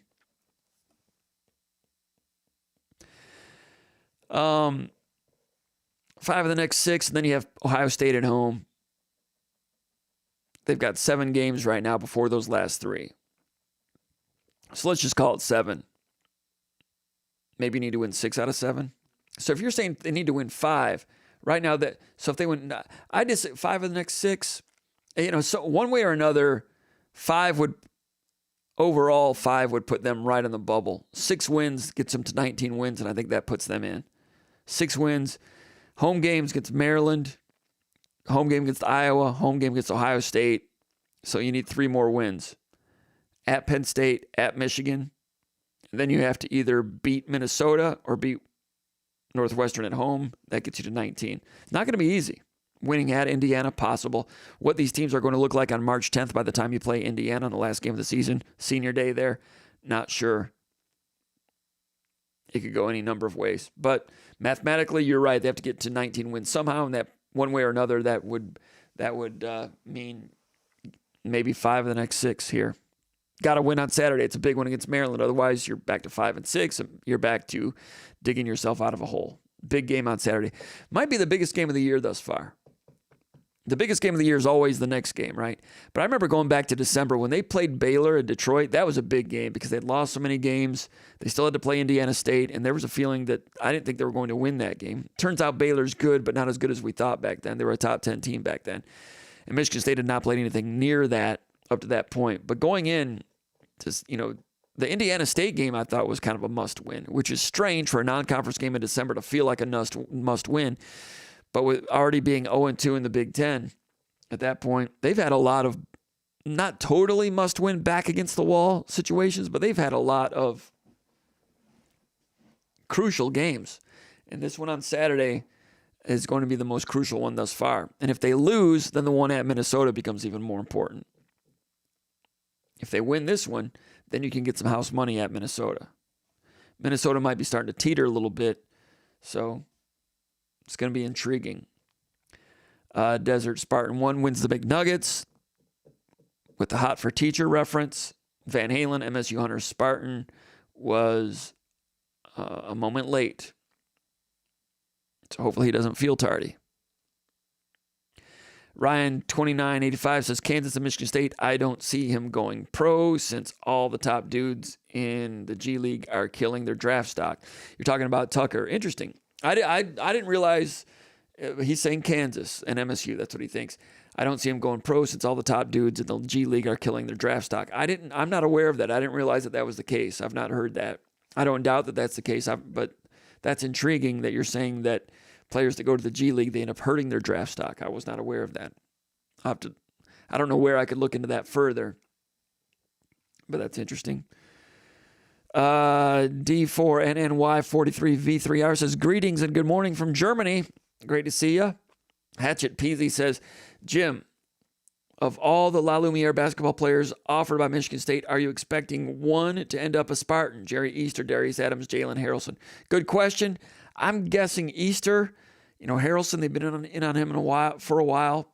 I'll ask around about that right now, but I've got no expectations at this point. But great question. I'll look into it. Jonathan McEmber says, Jim, I'm a Michigan State J School graduate class of 2011. Question, does Mel Tucker still live in Michigan? Is he planning on coaching next year somewhere? What's he up to? Nobody has seen Mel Tucker. I know one person, not personally, but I've heard of one person who spoke with him on the phone shortly after all this was going down. And Tucker, as you can imagine, was pretty crushed by everything. I doubt that he's in Michigan. I don't know where he is. We could guess, but tough situation. Keith Tunstall says, still need to get deeper depth at the defensive tackle position. Correct. I think everybody does. What was I hearing? Let me look this up. Somebody's defensive tackle numbers. Was it LSU? Yeah, LSU. LSU right now only has 3 scholarship defensive linemen on their roster. 3 right now, LSU. That's something I heard on the Andy Staples podcast a couple days ago. The football gods don't make many of them. Oh, Louisiana added Wake Forest, not Michigan State. Thanks, James. So Louisiana added, I did know that. They added Wake Forest instead of Michigan State, so they tried to go easier there, I guess. That's curious. So they would have had to have paid a penalty to get out of that. Is it worth it to pay that penalty to get out? I don't know what's going on there. There's a story there, but I don't know what it is. Mark Webster agrees that Central Michigan was the best game of the year, 100% in terms of atmosphere. It was a great atmosphere. Mark Webster says CMU fans show up and it's fun. It is. It was great. That Labor Day night game is great, and Central Michigan's the perfect opponent for that thing. Now, you run the risk of maybe losing and hearing about it for a while, but it's a real game. It's fun. Michigan State wins. The weather's great. It's the first day of the season. I think it's great. Anyway, we're going to wrap it up. That's going to be it. That's going to be the show for tonight. That's SpartanMag Live for tonight. We appreciate everybody tuning in and being a part of it and asking questions and getting involved and supporting SpartanMag Live, and all the good things here. Give us a thumbs up. Give us a like here on the channel. Subscribe to the channel. Go to SpartanMag.com. Become a SpartanMag subscriber. You will be happy that you did. In the meantime, we'll see you next time. Thanks for all the questions. Thanks to Jason Killip for showing up. Paul Konerdijk doing a great job as usual for SpartanMag.com. We'll have coverage on Saturday, Michigan State against Maryland, heading into signing day on Wednesday, and continued coverage and analysis. We're trying to do it better than anybody else, and we appreciate the feedback that we get. So everybody have a great, safe day, great, safe weekend. We'll see you next time. Thanks for joining SpartanMag Live.